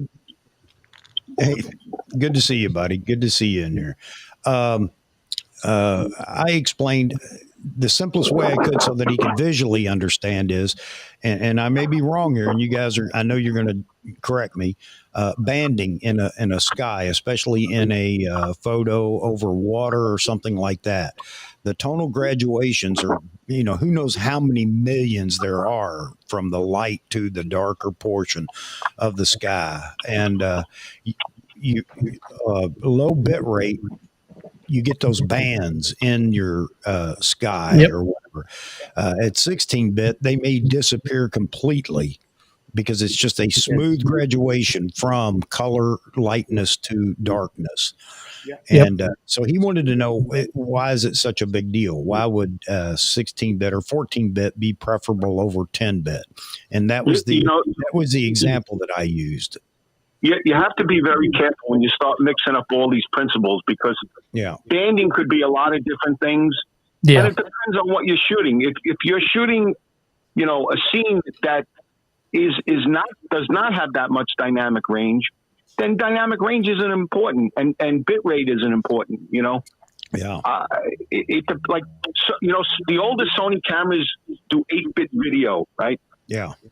And if the scene that you were shooting compared to some of the newer cameras that did 10-bit was not that great in dynamic range, you're not really going to see much of a difference, Yeah. However, if you go in and you want to do a lot of color grading, the higher bit rate gives you a lot more flexibility to do editing, Right.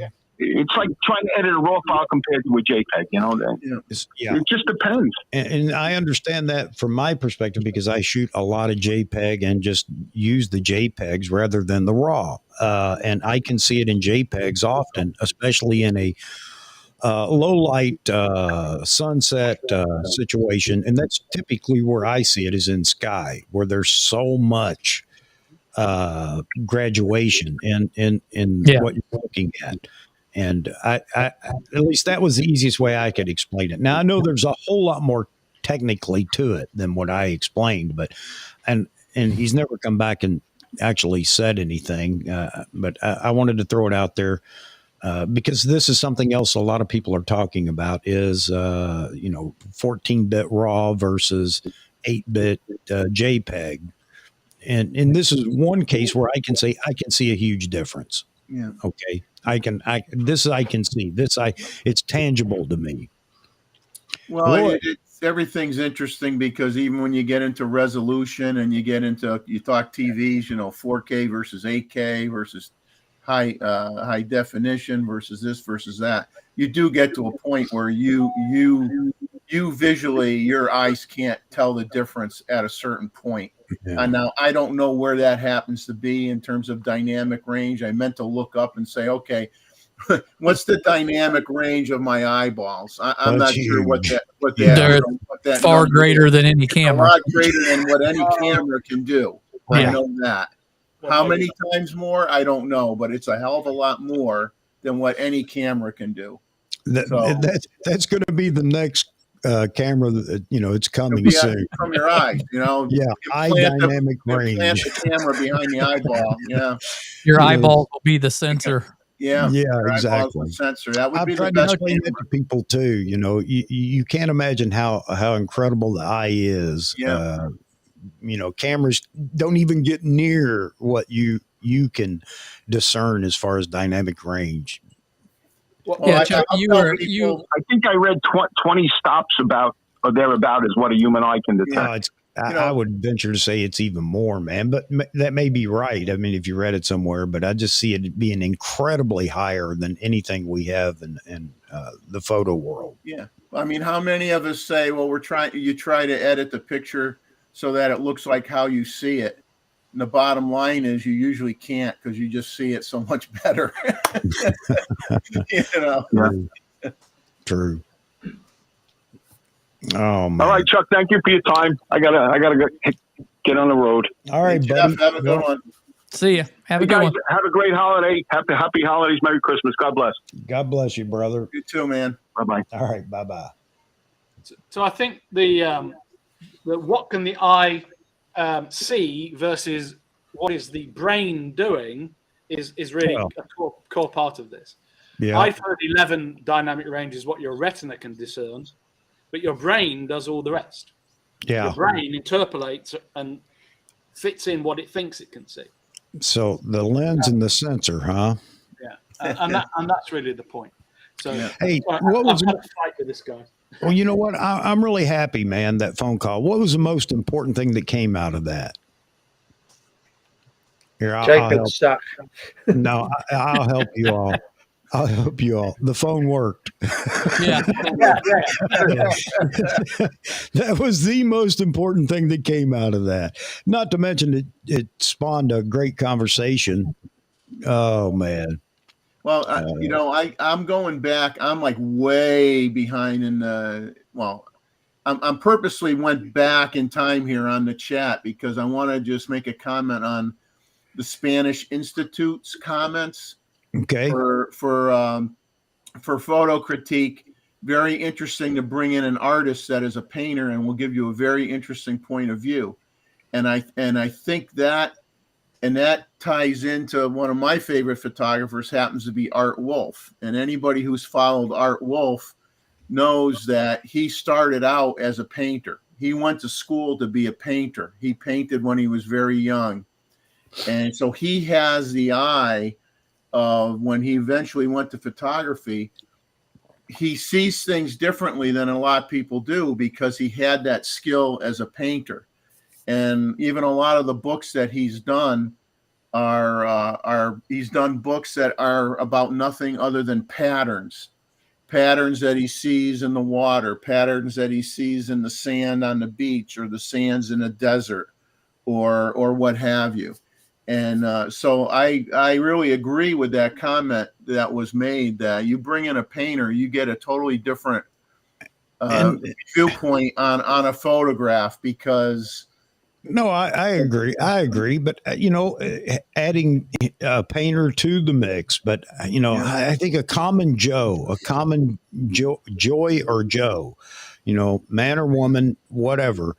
And I'm going to see if I can't figure out how to do this, maybe even for our next photo review, because I want somebody that just has nothing, couldn't operate a camera if it was an Instamatic, but they like photography, they like art or whatever, just to get their point of view on, it might be eye-opening for some people, because some people only deal with other photographers. I think it would be cool to get somebody's perspective on, no, that's a beautiful photo. And we're sitting around going, really?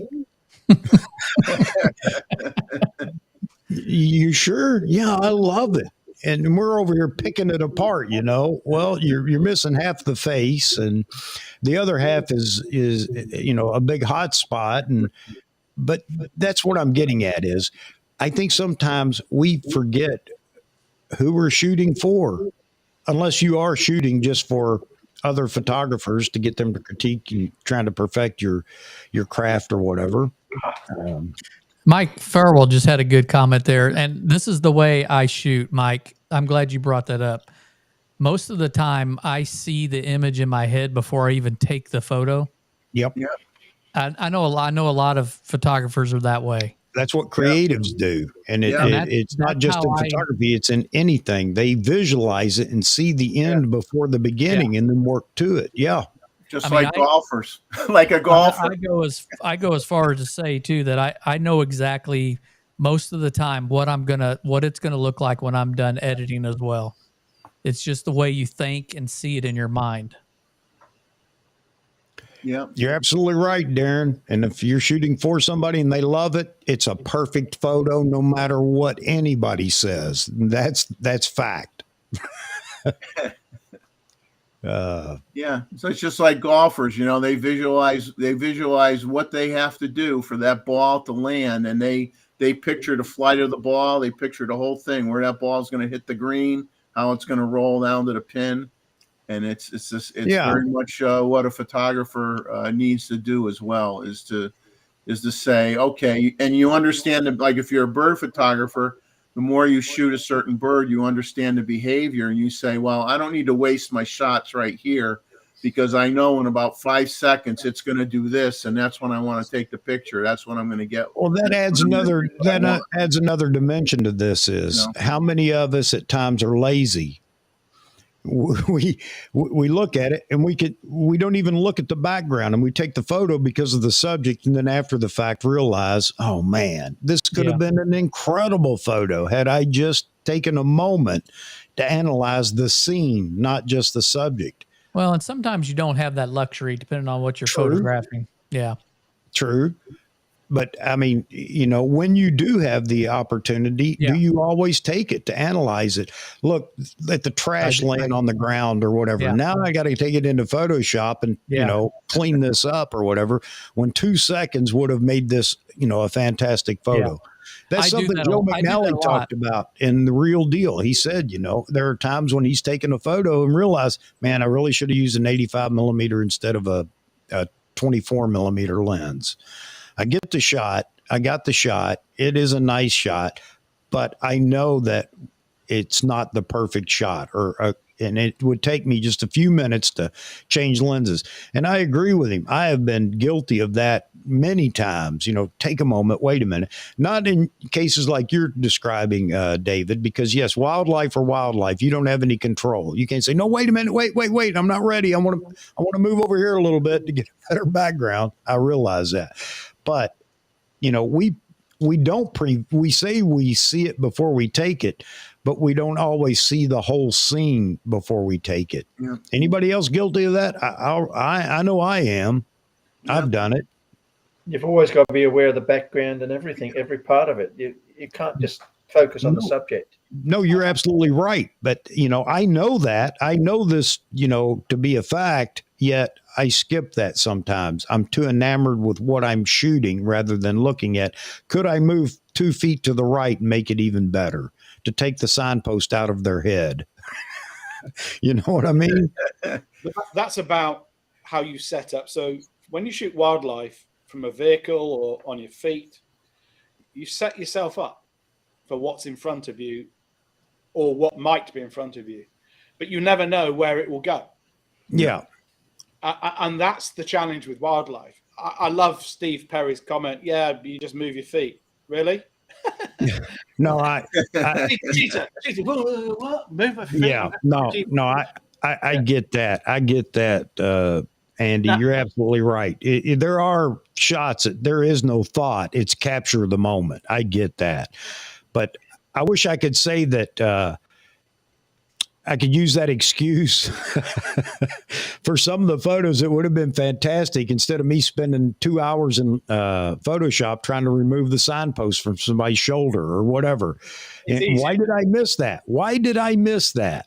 I mean, the guys who I have huge respect for are the landscape photographers that understand how to compose an image. And they spend a day walking about somewhere where I'll just take 5 shots and be done. They'll say, and they move. And of course, their results are better than mine. They're professional landscape shooters. I'm not. Right? I'm a tourist at best. But they understand the stuff your artist friend will know, which is here's what a good shot. You're drawn into the subject somehow. Yeah.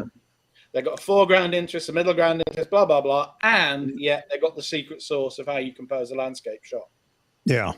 And then the technique and the technology is, okay, do I need to have that shot for 2 minutes or 2 seconds? And how do I get that? Do I need which filter and which what? Yeah. Yeah. Yeah. So you don't get bokeh when you stop down to 18 or 16. It's just not there. You're trying to find the hyperfocal distance and you're trying to do all these things. So, and it may not be bokeh, it's bright spots. So I was shooting this Harris Hawk. It was coming off its perch and there was a really bright spot behind it. So the better shots are when it's not. But I take all the 20 frames per second. I'm taking all those shots and I produce most of them. So, yeah. And you leave it to ultimately to the people to say, oh, I like that. I prefer that. Was it in focus? Yes. Okay. I could use that.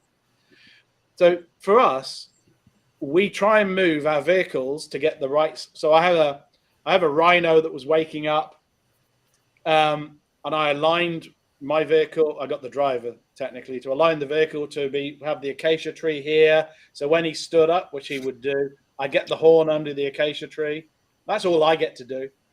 You know, if another big cat is hunting, I'm lucky to be near him at some point in that journey.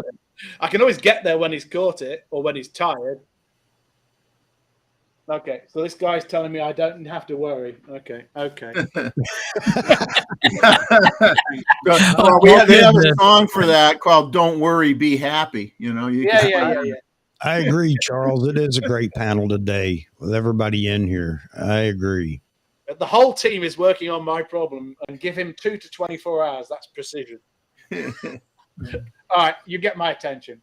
Well, you know what I find frustrating is you think you could do everything right, and sometimes it just isn't going to work out. Like I might get an osprey diving for a fish. It gets the fish. The osprey comes up.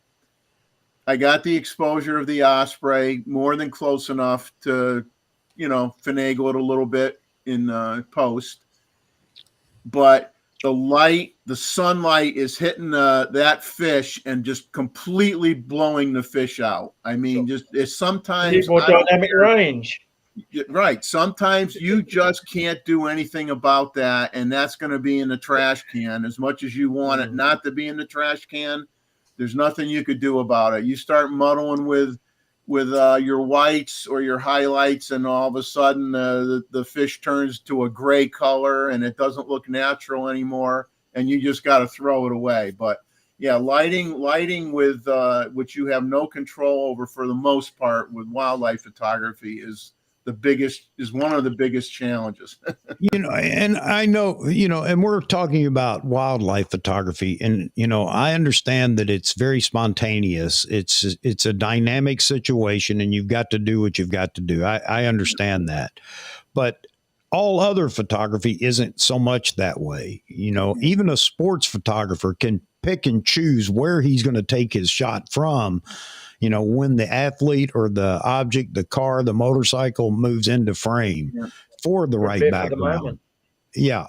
And and that's what I'm talking about. How often do we not do that? We're just following the action. Well, I shouldn't say that. You guys are pros. I'm just an amateur. I just enjoy shooting. And I try to think about that, but there are times when I don't think.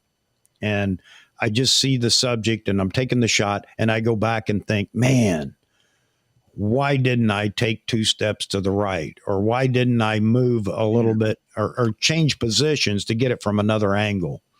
So I've got to believe that there are others out there that suffer from that too. And a lot of it has to do with frequency of shooting. If you're a street photographer, you're very good at understanding what your background's going to be and everything else. If you're a wildlife photographer, you understand, you would like to be able to choose a better background if you can, but you're going to take the shot regardless. But if you can set yourself up for a better shot, you're going to do it. But for some of us that don't shoot any one genre all the time, and you're trying to shoot everything, it's real easy to have the telephone pole coming out of the model's head. Sure. Well, that was intentional, though. You just say that's artistic. That's my artistic impression. I took it that way on purpose. Yeah, and I think that's what often we try to justify in our mind. Well, I didn't have a choice, I stepped in glue and couldn't move, so I had to take the shot. But Chuck, when you were shooting what I call dirt bikes, and I'm sure you call it motocross if you want to call it that. Yeah. You'd find a place on that circuit where you knew you were going to get some air under the bike. Right. Or you'd find a corner where it was throwing out crud. It's a bit like when I did some rally shooting. And you'd have to be safe because if they came off, they might come into your face, right? That's bike and rider and everything, right? Yeah. So, and you'd find a spot. And you'd worry more about getting the air under the bike and the action. Can you hear me? Yeah. Talk to your guy, whoever it is. Oh, you muted him? All right, go ahead, Andy. Finish it up. That's Mark Weston. He's holding. You'd find a spot and you set yourself up. Now, you might be doing this with other photographers who are all there as well, so you don't get that choice. It's a bit like when you look at the World Cup and you look at how many photographers, it must be in excess of 400 photographers, and that's ignoring the remotes surrounding those pitches. Do you think they don't all want to be in the best spot, but actually being there is number one job? Yeah. So So for any shooters, yes, find a spot, take shots, and then move once you've got the first job, which is get enough shots, right? Yeah. And then, yeah. Yeah, I agree. And you know, some situations like that I can pick and choose. What I'm getting at is and take again my stupidity, okay? I'm just saying, how many others are there others out there that have taken a photo that would have been just so fantastic if you had just taken a second? I'm not talking about a dynamic photograph where the cheetah's running across. You don't have a choice. You're taking the photo, you're shooting 120 frames a second, whatever you're doing to capture all the action that you can. But in a photo where time isn't so relevant, you know, have you just out of laziness or I don't know, lack of vision, taken a photo where you knew before you snapped the photo, I should have done this X, Y, or Z? And I just found it amazing that, you know, Joe McNally talked about it. He said there have been situations, I'm sure not a lot, but he's honest enough to say there have been times when I knew when I pushed the shutter that I should have done this or that beforehand, and I just didn't do it. And you ride all the way home hoping it's going to get better as it brews in your camera. You get home and you pull it up on the big monitor. It's actually worse than I. Yeah. And then you go into the salvage mode, and that doesn't work either. So, you know, I guess what his point was, you know, listen to what I'm saying and try to think before you actually pull the trigger. We've all done the, oh my God, I messed that one up. I would say I've got hundreds of thousands like that. Yeah, I'll raise my hands, Charles, like 100 times. Yeah, because this doesn't tell you the whole picture. This right. tells you what 3-inch downsampled thing he is. Right. And you just hope, and you look at the histogram and you say, well, it's broadly okay. You're right. For a close-up facial photo of something that you're taking or whatever, and shooting a 20 millimeter versus a 85 millimeter per se, and you don't see it on the back of the screen, but you get home and the nose is this long. And I mean that's maybe a bit extreme, but you know, that was what he was talking about is, you know, think before you pull the trigger. Unless, of course, you're catching action. More to learning how the camera sees things. You have to learn how to look like the camera does. Yeah. More than anything else. Yeah, you're right. And that comes with experience too, shooting quite a bit. Go ahead, Andy. And then I got to bring in. Tethering an iPad has become a vital part of the field tool. That's cool. Yeah. So now you can plug it in, or you can use SnapBridge. It's not a swear word. It does work. And you can look at, and you can look at not the little baby image, but a bigger one. And you can say, agree. All right. So when I take my field camera out, which is somewhere in here, this thing, which is Roy, he's doing your trick. He's leaning back and he's pulling out gear. It's a field camera, right? It has bellows and all of that. I can take it out with a Nikon today because I can see the images on the iPad. I can't take it out with that yet because I need a firmware and another thing. But as soon as I've got that, that'll be clamped to my tripod. There you go. And I will be looking at the image on a 12-inch screen, not a 3-inch screen. That's why I like tethering in studio, shooting people. It's so convenient. It's a great review, being able to look at and find those mistakes. You know, move the shoulder, move the hair, or something in the background or whatever. And the fact that they get to see it as you're taking the photos and can adjust and understand what you're trying to get them to do. So that would be perfect for every situation. If it's possible, I think it's a great idea having something larger there to actually see the photo and continue to make adjustments. Well, that's what's nice about what you do, Chuck, is when you're photographing people. I mean, part of you get to have the ultimate creativity because you're the one controlling the light and how it looks. Yeah. And you have the time to do that. and get all sorts of different effects, because you could fool around and have the person sit in the same spot and get 10 different looks depending on what you do with your lighting. Right. Which is like when we're out in the field shooting outside, we can't really do that. No, I understand that 100%. But that's what makes flash photography. That's what makes what you do so much of an exciting thing to do, because you have that capability of shaping something the way you want. Yeah. I guess I just brought it up because I don't know. I just happened to think of it. That's the way my mind works, meaning it doesn't work. It just reacts. But anyway, for anybody else, it's just a quick reminder. And I remind myself, and Joe reminded me, actually made me aware of, hey, you're not always thinking when you're taking a photograph, and you need to be thinking about the whole scene and everything else, rather than just, hey, man, that's a perfect shadow on the wall or whatever. Let's just snap it real quick. Different way of seeing things. Yeah. Seeing how the camera looks at things. Hey guys, I've got Mark Weston on the line. Mark. I wanted to make a comment you had said earlier about you would like to have Hey, Mark, have you got your audio turned up on YouTube? Because we can hear a bit. No. I'm still hearing an echo in here. Is it me? I don't have you on YouTube right now. Okay. Well, we can hear you good now. Yeah, it's better. Go ahead. Yeah. You're talking to someone that it wasn't ours before I took the camera. So I do know what it takes to do. And I'm very much like Alfred Hitchcock. A lot of times I know when I see a scene what the final image is going to be before I take it. I have more of a situational awareness that when you look into a scene, you evaluate everything in the picture, the context of what the subject is sitting in.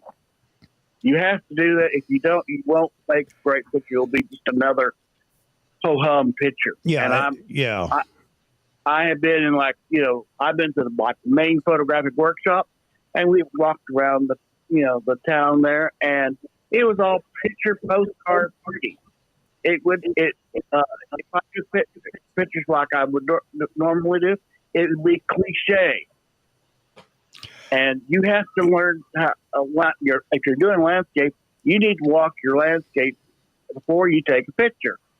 I was in a big place called the Beast Eye in the Four Corner area of, New Mexico and Arizona. And, it is a highly eroded landscape, and you have some of the most bizarre landscape features you can imagine. Well, there was one area that it was kind of an open crevasse, and it had all these bizarre forms. It looked like something fell out of a closet. Okay.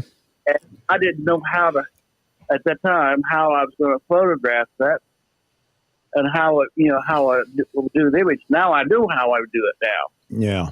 But, after thinking about it, but you have to. Well, that's a good point too. And, the whole point of, I chimp. I'm going to be straight up with everybody. I chimp because, I've caught myself with the wrong settings by chimping, taking a photo.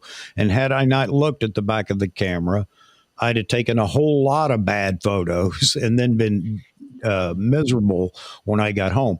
But I don't think we're I would hope that most people that are in here with us are, understand, evaluate the scene, look for these things or whatever. And I'm not talking about that as somebody that didn't understand that concept, but how many people understand that concept and still do it from time to time because they just won't take that, second to, evaluate the scene again, or to evaluate the scene again. You're enamored with a subject and you just take a photo, and it could have been 100 times better with just one. And I use step to the left or right, but it could be many things. Maybe dropping the, a little exposure compensation to really capture the shadow that you're after instead of having to do it post, or again, something sticking out of the head of the person you're taking a photo of, or just interfering with the scene, trash can.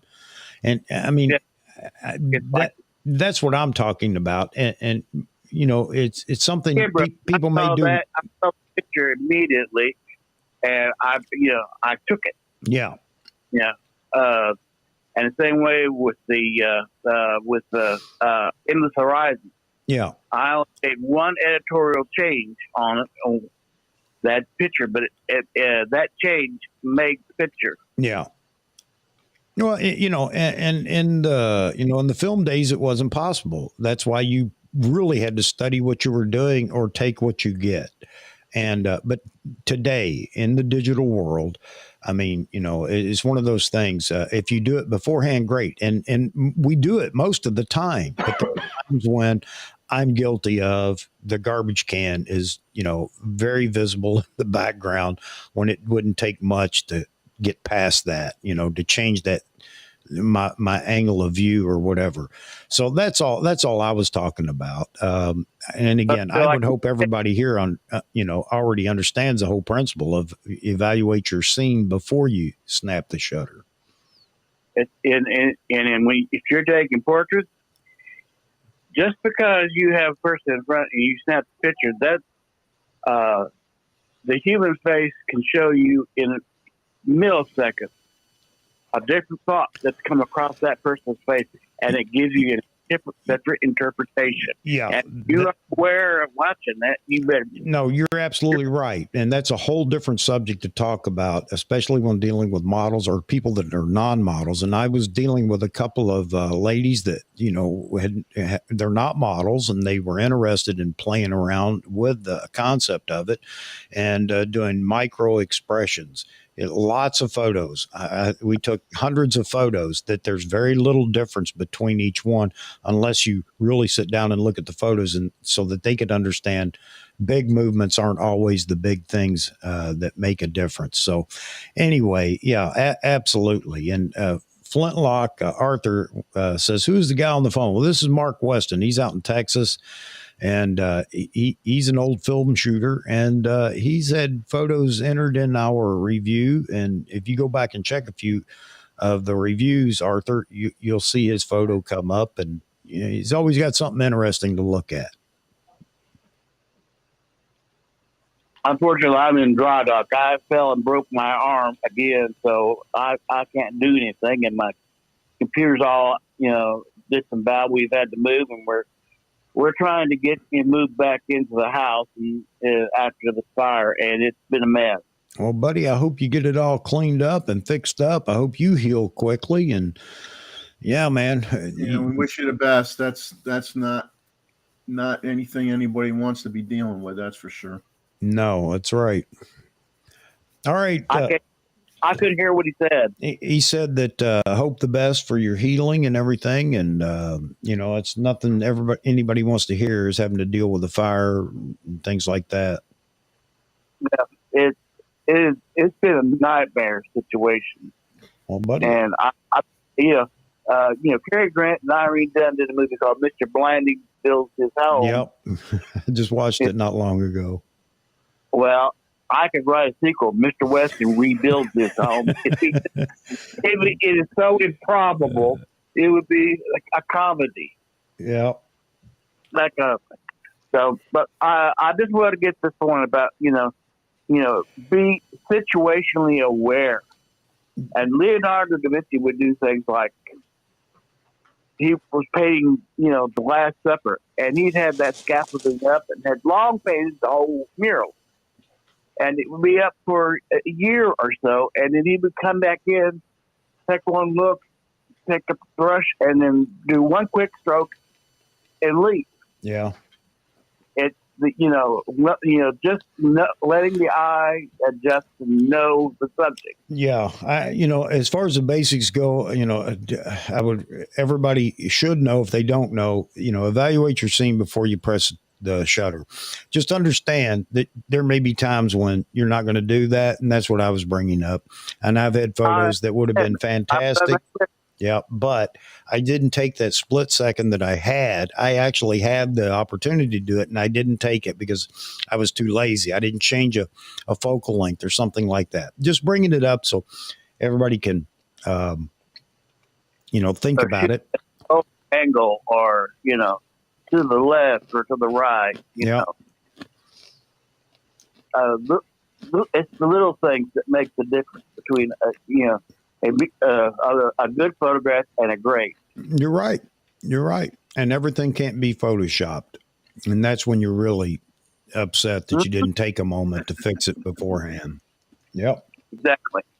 Well, that's what I had to say. So I wanted to give my 2 cents in for All you right, on Mark. that. All right. Have a Merry Christmas. I'll be watching you while I'm trying to figure out what next is going to happen here. I'm not laughing at you. I'm laughing with you because same thing here. What goes out next here in my house? New well pump, new AC, new heat, new. It's just like one thing goes out, fix it, and here comes something else. So, well, we have a lunatic electrical code enforcer that he needs to be fired. What he comes up with, and things he's already approved. Yeah. So anyway, you have a Merry Christmas. You too, Mark. We're gonna have another photo review right after the first of the year. I don't know what date it is, and I'm reluctant to even guess because I've gotten it wrong so many times on these dates. But we'll have another photo review, and I'm going to bring it up in the next live stream so that everybody knows and everybody can send photos in. A lot of people may want to wait until after Christmas. Maybe they're getting some goodies and they want to use to take the photo or whatever. But anyway, I hope you'll participate, Mark, and I hope you get things worked out there in your arm. I'm out of position, and I can't get access to negatives and copy work and things like this. I just can't get to it. And okay. So it's away somewhere in a storage in Netherlands. I don't know where it is. Well, buddy, so, hopefully there you go. Hopefully you get it all worked out, man. We're rooting for you. We wish you the best. Get up to sit at his desk. Yeah. To move them out. So that's kind of the way it's been. Well, take care. All right, buddy. You too. Thanks for calling. Okay. Bye-bye. Bye-bye. All right. Oh, Mark's a good guy, man. He's fallen on some bad luck out there with his house and things like that. I knew that from other calls, but he's got a different approach to, his photography, a lot of film, and he scanned and made digital copies of it. And we had a good time with one of his photos one night, just digging through it. There was so much information in there to behold. All right. All right. Where are we at, gentlemen? Where are we at? Well, I'm going to be quiet. You guys. I still hate JPEGs. Huh? I still hate JPEGs. Yeah, we want that T-shirt, Chuck. You got to wear that T-shirt. I shoot JPEGs. That's all right. That's all right, Roy. I still love you, man. I love you. Yeah, I got to take off, guys. I'm going to jump off of here real quick, and we'll catch you on the next stream. All right, take care, Dave. Thanks for being in here, buddy. Yeah. See you, everybody. Take care. Have a good one. All right. Well, I was just going to comment on what a lot of things in any kind of photography. You got to be persistent. You have to be very persistent, and like if you're doing, and of course, always gonna. It doesn't matter whether it's a person taking a photo of a person or a photo of an object or whatever. If and when you can, shoot multiple shots, different angles. I know sometimes if I see a bird that I haven't seen in a long time and it's in a nice spot, I'll take my first picture far away, and then I might go 10 feet, take another picture, go 10 feet closer again, take another picture.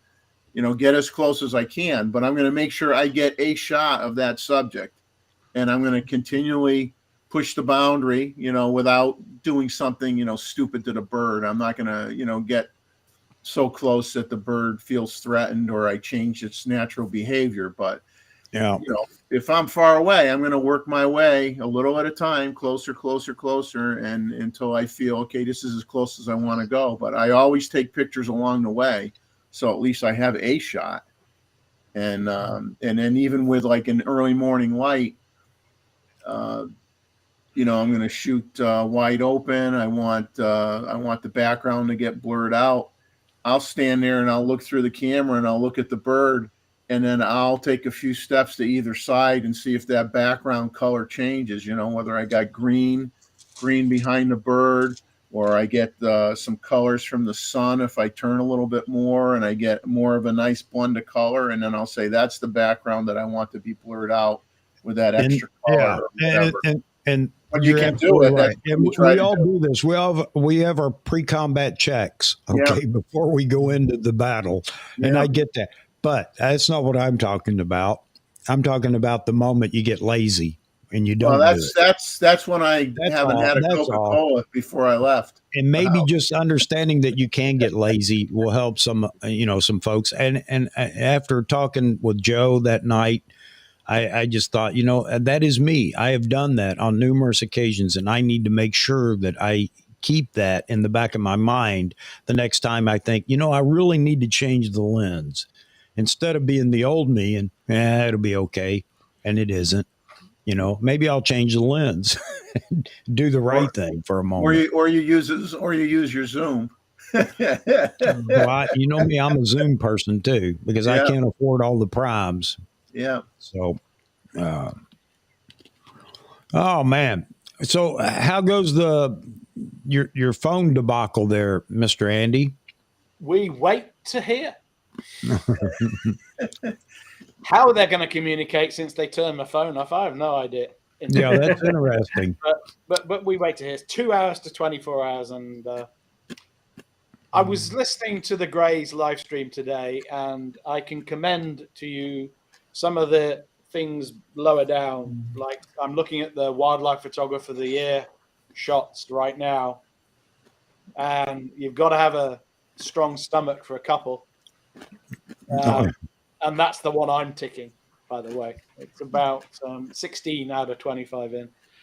And if you use Greys or any of those people, then please do consider supporting them, because these guys do a lot for me. Don't know about you lot. Well, I enjoy watching Greys, but I've been the one in there, as you know, Andy, all too well, that said, what's the average age of the audience here right now? On Greys? I think you'd be surprised. Yeah. And I would, but I think there are days when that average goes way up, because you can tell by the chatter going on, which is fine. It's great because a lot of people want to talk about that. I think young people don't necessarily join the chat, but they watch. Yeah. If I take my nephew as an example, who learnt to make guitars online, nobody was going to teach him. He would pick. He'd say, "I'll do it my way." Built his own machine tools and all of that to build guitars. And I doubt he ever spoke to anybody. He just did it all online. He doesn't want to listen to old people, but he does listen to old people, and he listens to people who know what they're talking about. There are 36 people in here right now viewing, and we have we have less than half of that are actually chatting, which is fine. A lot of people, you're right, just prefer to just tune in and listen. Maybe especially for something like this, because they can go about their business doing other things and just listening at the same time. Since we are not a video oriented channel, nobody wants to look at us. No. And I don't blame them. Yeah. I mean, it would be nice to hear more input from video guys.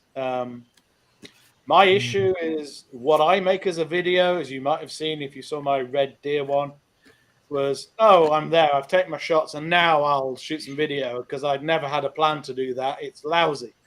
Okay. I had to break it up. I did multiple cuts of the same thing. I did a voiceover, which was terrible the first time and not a lot better the second time. The problem with videos is you need a plan. You need to have a story you want to tell, and then you lay out your shots and all of the rest of it. That's tough. Yeah. That's too much like hard work. I just want to go click. You're right. Move on. You are correct. And being a one-man band, that's why I applaud all these people that are on YouTube that are doing wildlife photography, and yet they're able to video what's going on behind the scenes and everything else. And that's a lot of work. Yeah. And Mark, I just watched Mark Smith's, because you guys said go to this dam in northern Maryland, Conowinga Dam, yeah. Conowinga. And Mark Smith's video with a 600 and a 1.4. I mean, firstly, wow, that's a huge place. So when the birds are all over there and the action's all over there, you need the reach. But he had a plan. He had a plan for what he was going to shoot still and what he was going to shoot video, and its production is tremendous. Mm-hmm. You know, and that's why, you know, you want to learn from those guys too. And what these cameras, not this, don't want it in this, but the Z9 can do is extraordinary. Yep. Nope, you're right. So we got a bunch of youngsters in here in the audience. 68.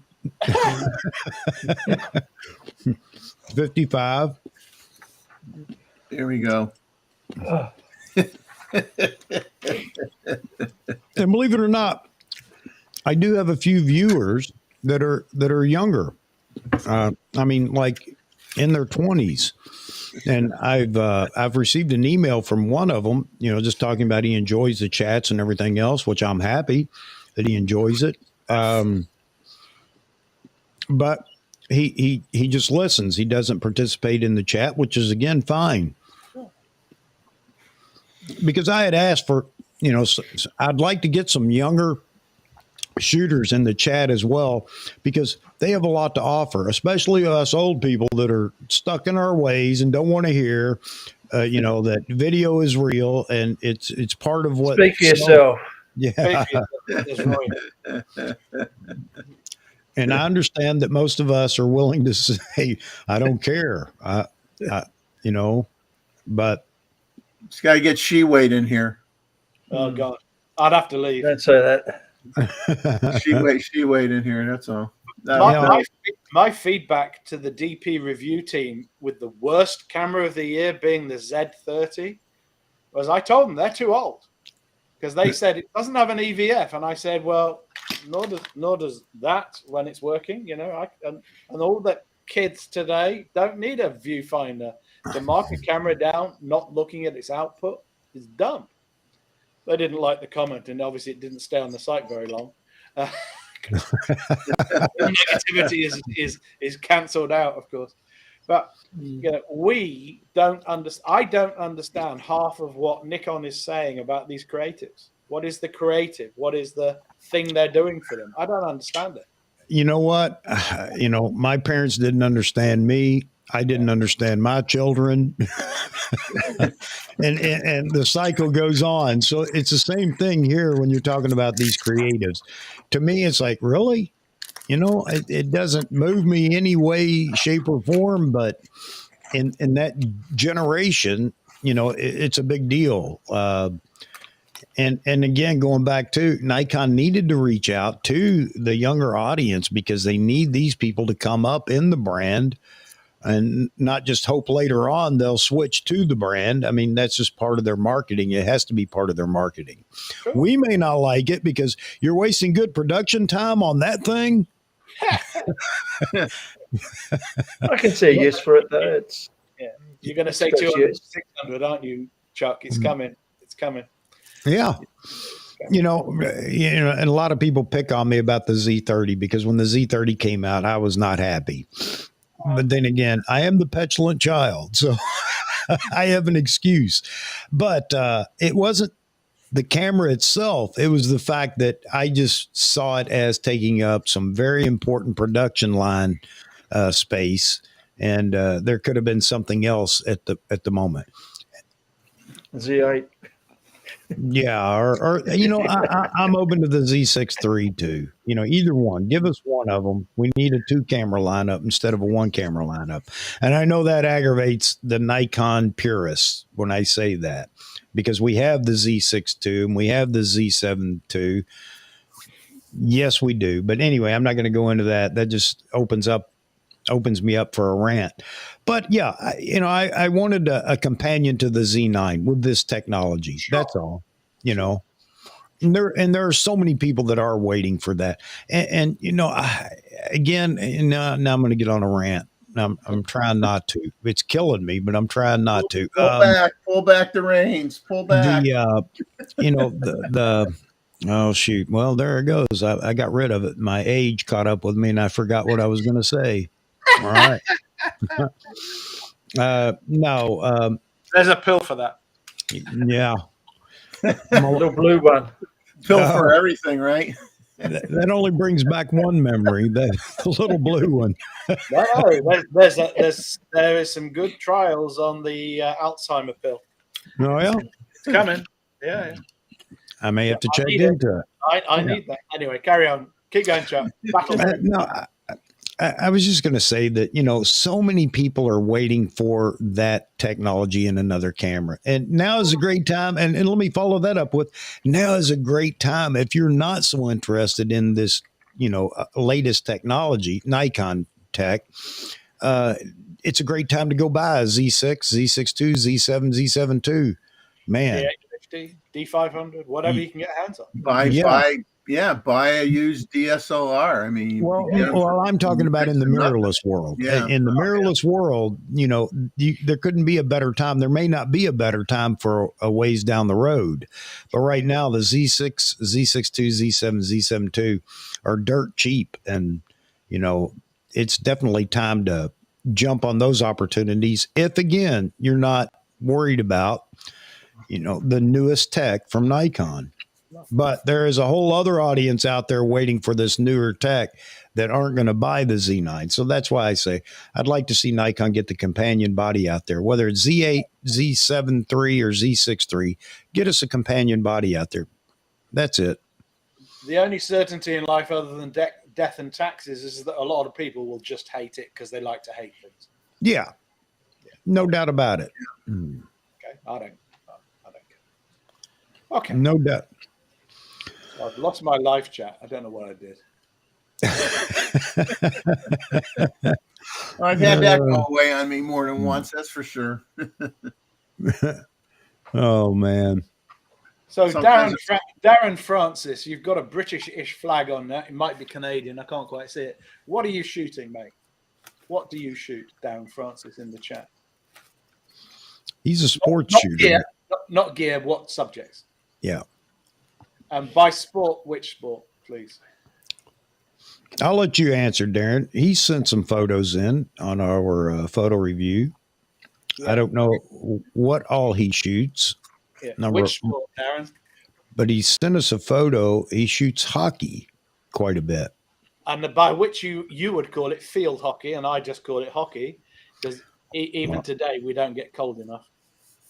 Yeah, don't worry, that'll change. Well, we've had some weather, and very sadly, some kids dropped through the ice, and one was recovered, 3 didn't. Oh man! Yeah, they just don't know what ice is on ponds. Yeah, and because we don't get it that often, and this year we've got a cold snap. Yeah, Darren does ice hockey pictures behind the net type of thing, and he gets great shots. Okay, so he's saying ice hockey, so it's clearly a Canadian flag, presumably, Darren. Yeah, not a British flag. Okay. No, it's Canadian flag. Yeah. And you're doing it pro, Darren? So are you squirting, transmitting images directly from camera?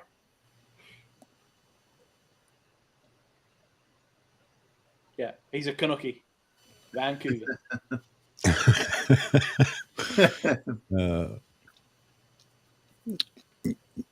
I agree, Joe. I wouldn't know how to categorize yours as just other than just art that is fun to look at. It's great, your photography. Yeah. Yeah, we just call it great, Joe. That's what we categorize it. It goes into the great category. So, Andy, he mounts cameras too. He's shooting. Yeah. There's some really, really, really good explanations and descriptions of what people have to do it. And that's where this 58-second from the finish of the 100-meter and the Olympics to getting it in the world, 58 seconds. And this was actually a tethered camera that the lady for SI Sports Illustrated did. But the whole infrastructure to deliver that, the fact that the remotes are unbelievable, and they use a lot of this tape. So they set it up and then tape everything down so that because everybody's got the remotes around it. And you see these setups and you just go, cripes, why do you need 50 people Nikon in at the World Cup? Well, that's just the backup team. Right. And I did some work on the London Olympics, nothing to do with photos, but you look at what it took to get the shooting spots and then wire them all in so that those guys you take your photo and it's at a desk instantly. It's ridiculous. Yeah.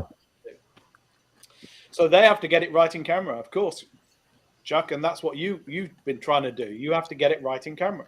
Yeah. Yeah. And so, and then you get the freelance guys who've got a really hard job. They're looking for spots because the main bureaus get the good ones, and they're running around and they get some fascinating shots from different angles. Right. Yeah. Yeah, exactly, Darren. When you were talking about that earlier, talking about motocross, and there are certain vantage points that everybody congregates. It's just a natural. But that's one of the things that I tried to not do is get caught up in the standard. Everybody's shooting the same location, basically getting the same shots, unless there's something that happens, at that moment. But I would try to go around the track and find other locations where it was actually just as interesting, and there was even more action. And that was my goal, was to find something different. I wanted to shoot something nobody else was shooting. Everybody's going to get the aerial shot. Yeah. But I wanted something different. Yeah. And I think that's what Joe said. I think it was Joe who said he was at the 200 meters final. Usain Bolt was probably going to win. Yeah. It was crowded at the finish line. So he walked down the track and he got Bolt while he was working. So he was on the corner. And you can see it in his face and his whole musculature, the way it was working. He'd slowed down by the time he got to the finish line. No, he brought that up, and he's absolutely right, because 10 meters from the finish line, he's usually looking all jolly and happy. Yeah, he's waving at the crowd and he's playing, right? But, and that's interesting too. So the remotes and the other shooters got that. But do you think Joe would have kept his job if he hadn't got that shot? Yeah. I think Joe would have not got that front cover if it wasn't the iconic one where Usain was running hard, and it was a risk for him. Clearly, he did it, right? So, good evening, Stuart. Good to see you.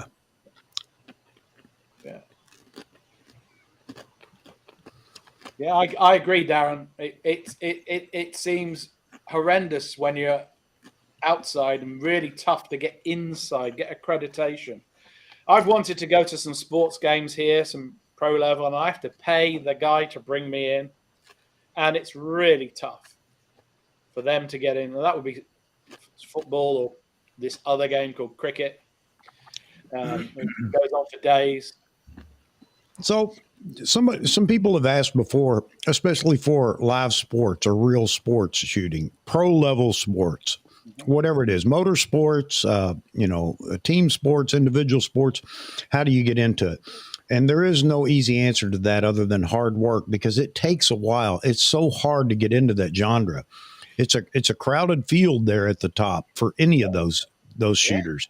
Yeah. And they've paid their dues, getting opportunities when they could, maybe shoot a few events or something like that, and finally getting some recognition. And that's the hard part, is getting recognition for what you're doing before you're accepted into that that group.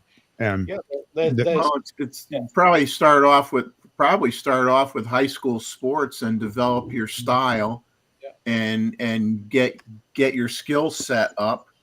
And then from there, hopefully you've taken enough great images to be able to get the attention of somebody. But it's all lots of times it's the right person you have to be there at the right time, and the right person has to look at your work and give you a chance. But nobody's going to look at your work. That's the problem. They won't. Yeah. They've got all they need. You got to go to them. They don't need another you. So what Darren is saying here is so important. It's knowing people. That's the key. No matter how good you are, is knowing somebody to get recognized and get an opportunity. Unfortunately, that's the way it is. With all of these things, you start with your local school or high school, or if you're allowed, higher level sport. And by allowed, I mean there are many venues you're not allowed to bring pro gear in. They won't let you. I nearly got thrown out of Madison Square Gardens that one night I bought that quote courtside seat that wasn't actually courtside, it was back a bit, and 3 security guards came to talk to me because I had a camera and 2 lenses, and they said, you can't do that, but I did because I'm an idiot. And I took some shots before they threw me out. They didn't throw me out, but for many venues you're not allowed in. I tried to go to a monster truck thing in Abu Dhabi, and I didn't even get out the queue. They wouldn't let me anywhere near the inside. I could walk around the paddock outside where they're doing, but none of the show. The whole thing was recorded on cell phone, like 500,000 cell phones, but no person with a camera.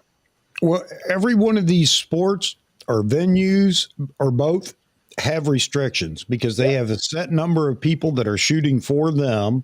And that you're shooting for them. There are some photojournalists that may be offered an opportunity to go to some of these events especially for local coverage or whatever. But beyond that, man, you're out in the cold and you need to work hard on. And Craig C says networking and relationships, and that's the start. Know your craft. You have to be able to, to do it. But the harder part is building those networks that will help you get a foot in the door to at least be seen or heard or whatever. But to get access in the Premier League soccer here, you need to have served your time and become recognized at 20 leagues below that. Yeah. And then work your way up. You get accredited by each level and each group. And to get that job, the one we all want, go and watch some fantastic bunch of international hairdressers play and fall over and whine a bit on the ground. That's soccer. You can't. You just can't.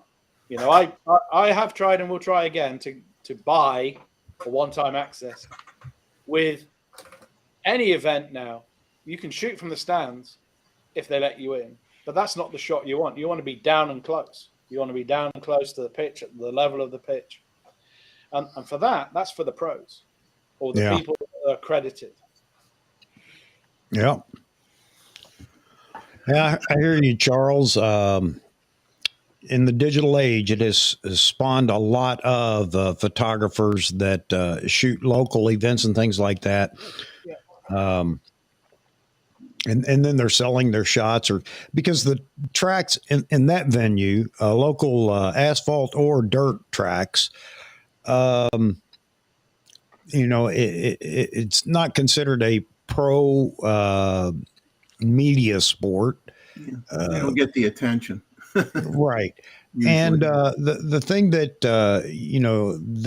they like somebody to come in and do that, especially somebody that's going to sell prints, because that goes a long way with their audience that they have, the local people that come to the tracks and everything else. So, yeah. Are they printing in the car park, Chuck? I'm sorry. Are they making prints in the car park, or are they going out? Well, I can't speak for where he was, but so many are doing that. They're actually printing on site. Yeah. I shot the amateur nationals down at Loretta Lynn's for motocross. It goes on every year. It's a week-long event. So all the kids from 5 years old up to 20-something years old go down there to race in the amateur nationals. Anyway, there's a photographer down there that does exactly that, because you got so many parents there, especially those with the little, we call them bobbleheads. They're cute as they can be.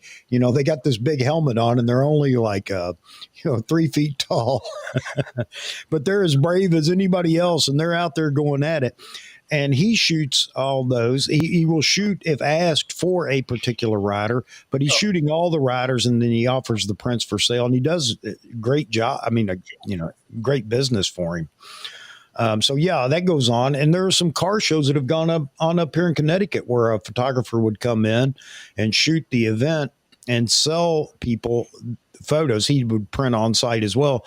So, somebody that's got $50,000 wrapped up in a rat rod, or a numbers matching CUDA or something like that. Of course, he wants a photo of his car with him standing beside it. So it goes over well for that. It goes over well here. And those guys are making a living, which is good, and so you have to control the competition so those guys can make a living. Yeah, and that's fair enough. The difficulty is when I'm not making a living, and I'm absolutely not making a living doing that. Yeah, and I give my pictures for free, like I just did. Yeah, certain people have had words with me about doing that. That's another discussion to have with the pro community being upset that we're, you're undercutting everybody else, and they don't like that. And I understand their feelings about it, but I'm definitely not one that's undercutting I'm not taking business away from them. The things that I'm doing, these people were never going to a pro photographer or whatever. Yeah. So, but that is a discussion that pro photographers will have and get rather heated about, especially in the wedding business with the weekend warrior wedding shooters that are, some are probably decent, or some are maybe even good, but so many are terrible. And that's actually one of the streams I want to have, is bring on Vahagen and Vitali and Brian, Six String Brian. They're wedding photographers, and bring them on and let people pick their brains on. Quiet. I don't know why, Chuck. Huh?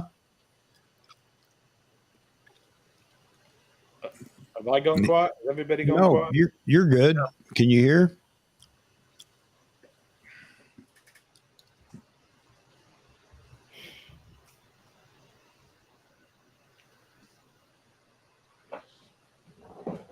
All right. Yeah, Craig, I'm going to. I just, you know what? I'm going to sit down and make that happen here. Maybe even tonight, is send out some emails and see if I can garner some support for that. Everybody had said that they would be interested in doing it, the names that I brought up earlier. And I'm going to see if I can get everybody corralled at one time so that we can have that conversation. Because I know a lot of you want to know all the ins and outs of wedding photography because you're considering it or whatever. And, there's so much more to it, as we've talked about before. It's the business side of it, and you've got to be ready to hear that part too. It's not all about Bridezilla's mother. No. But that's a part of it. Yeah, and as much as people think that they will enjoy it, and I hope you do, I'm not trying to talk anybody out of it, because Vaughan did a short video talking about be prepared for, and gave some really good points. But it's not all about just shooting the wedding. I mean, that can be stressful too at times, but it's about running the business, having to provide the clients with products and in a timely manner. Well, I'm not going to actually sit here and act like I know what it's all about. I'm going to let the experts talk to you about it. But yeah, I'm going to try to get that going.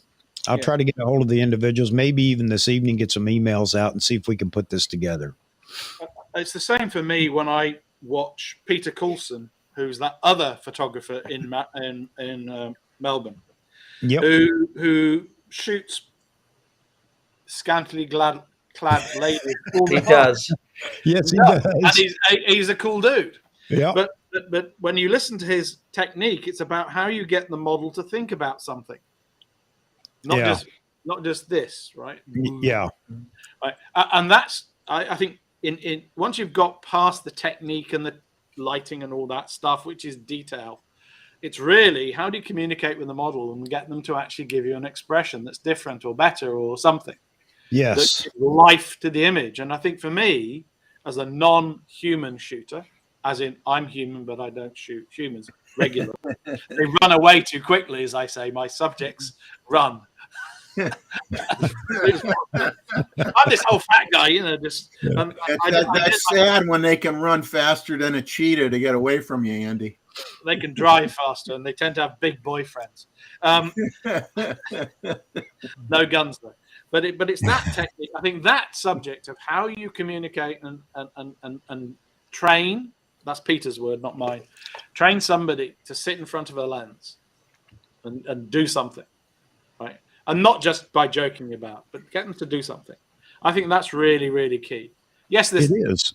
There's physical things, technical things, lighting things. Okay. How do you do the rest? And of course, I know you bring that up because that's a part of wedding photography as well for all those. Yeah.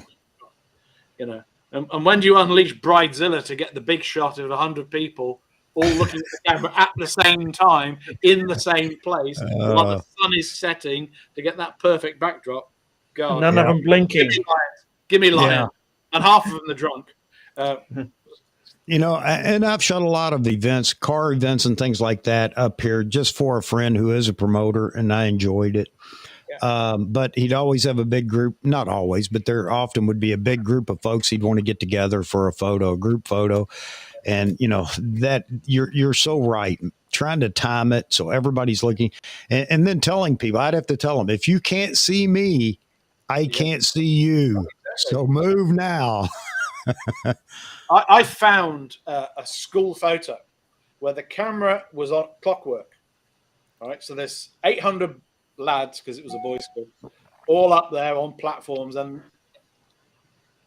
yes, I was one of the ones that ran from one end to the other. I got soundly thrashed because they were allowed to do that in the 1970s. But it was very, very clear. Our parents told us, you will be visible. And I was, twice. Oh, man. And they were annoyed because they took the photo again and we got charged for the film, which is about that long. Because it's I don't know how these clockwork cameras work and keep the exposure, but they do something. Yeah. Maybe it's multiple images. I don't know how to know. that was all done in a wet process, of course, because that's film. Man. So, Roy, I don't know if you've ever seen one of these things. I'm sure there's a way to make it work in sync, and somehow it works, but it worked. And it's cool, so. But dealing with groups, God, you just need to find the person everybody's scared of and make sure they're the person that is responsible for making sure all the lesser mortals are in a line. Mother of the bride, father of the bride, I don't care who it is, Yep. You need somebody. Mike, I agree with you. I did 4 weddings as well, and that's 4 too many. But I did them as gifts to they were either my best friend's wedding, I did his daughter's wedding, I did other best friends' children's weddings, and then my camera equipment got stolen, so then nobody could ask me to do weddings anymore because I didn't have any more gear. So that worked out good for a while. That's the pain of it. Yeah, I have no desire to shoot weddings, none whatsoever. Too much work, too much stress. Yes, especially for somebody that I've shot one wedding, didn't want to shoot it, wanted to pay for a photographer, blah, blah, blah. My stepdaughter, no, we want you to do it. Anyway, I shot it. And yes, especially for somebody that didn't know what they were doing, the stress is over the top. Yeah. What did I forget? What did I miss? Roy, where are you in Oz? Whereabouts? Melbourne. I'm in Melbourne. You're the third Melbourne photographer. Yes. Or maybe the third. I'm sure an outbreak of them. We like Melbourne because the weather's a bit like we have here. It's all very changeable and it rains a lot, but it's got bright days occasionally. but it's a long way from the rest of the world, obviously. It is. Yeah. Very artistic capital of Australia, Melbourne. Well, it's unlike the unwashed people in Sydney, even the rocks. That's right. The party people. Crazy people, let alone on the Gold Coast. But, gentlemen, got relatives up there right now. Yeah. Suffering. What, heat? Yeah, everything else. Yeah. Are you going to call it close?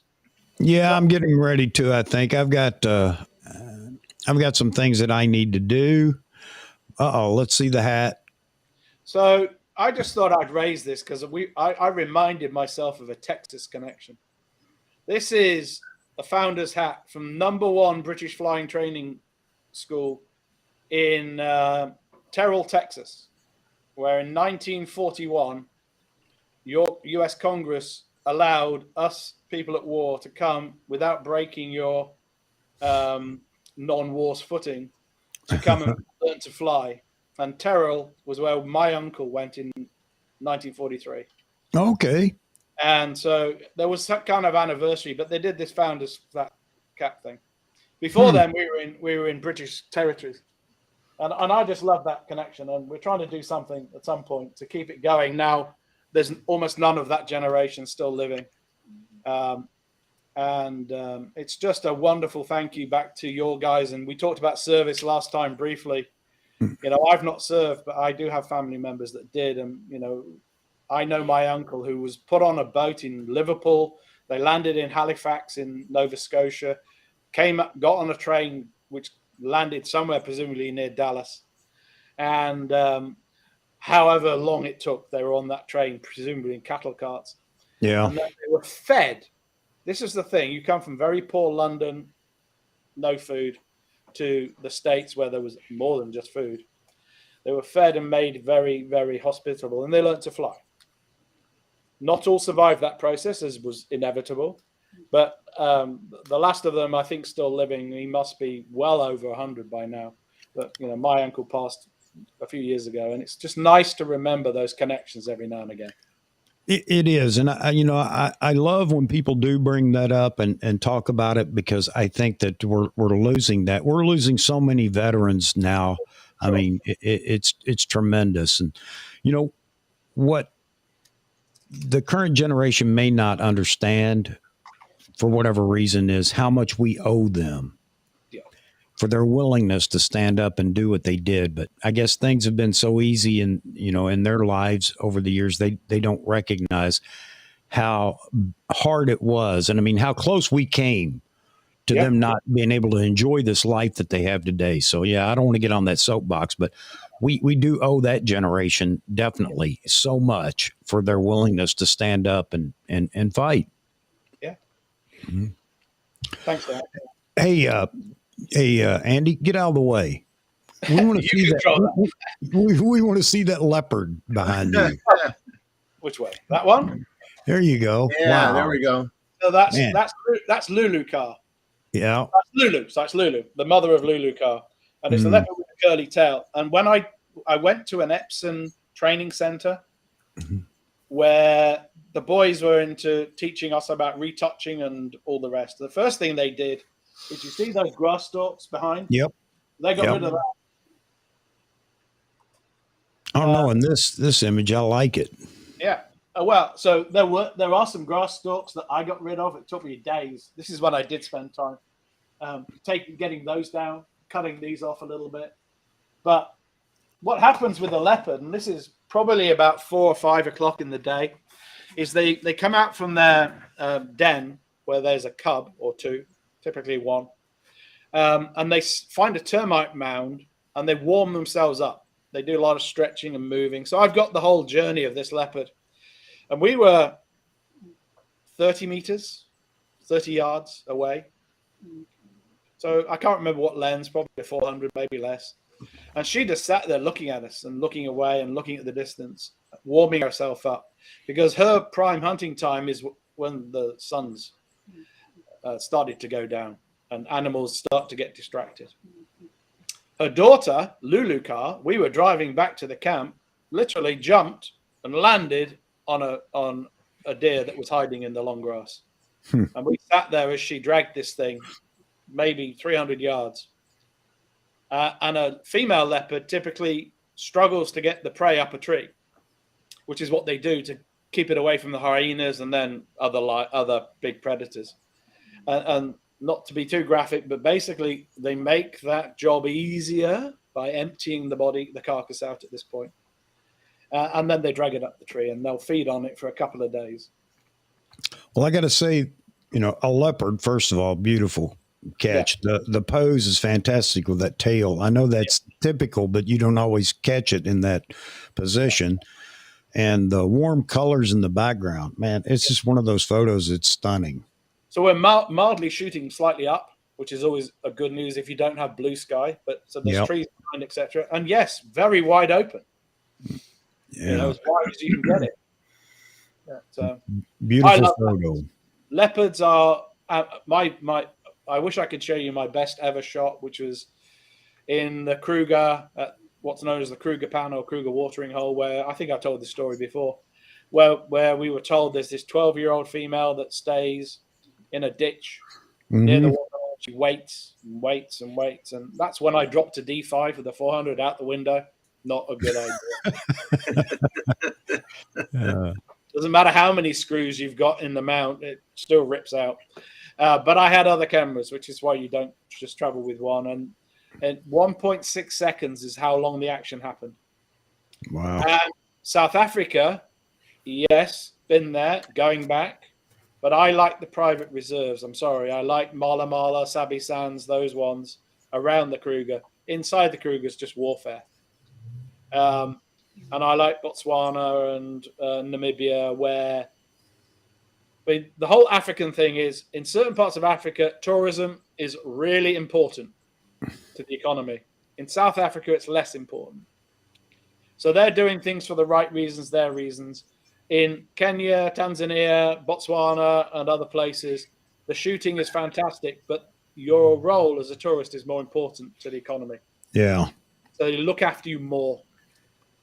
Yeah, and that's what we found. I find in Kenya, which is why I've booked my first 3 weeks next year in March to go back to a place I know, and we'll see with the new gear what I can do.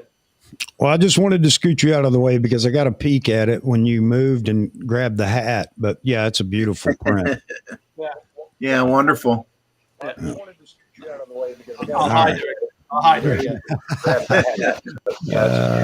So nobody has to ask you what you shoot. No, I shoot whatever doesn't run away quicker than I can shoot it. Yeah. I would include people and dogs and birds and whatever. Robert, I knew some human females who stayed in the ditch and waited for prey. Yeah, we call those Scottish ladies.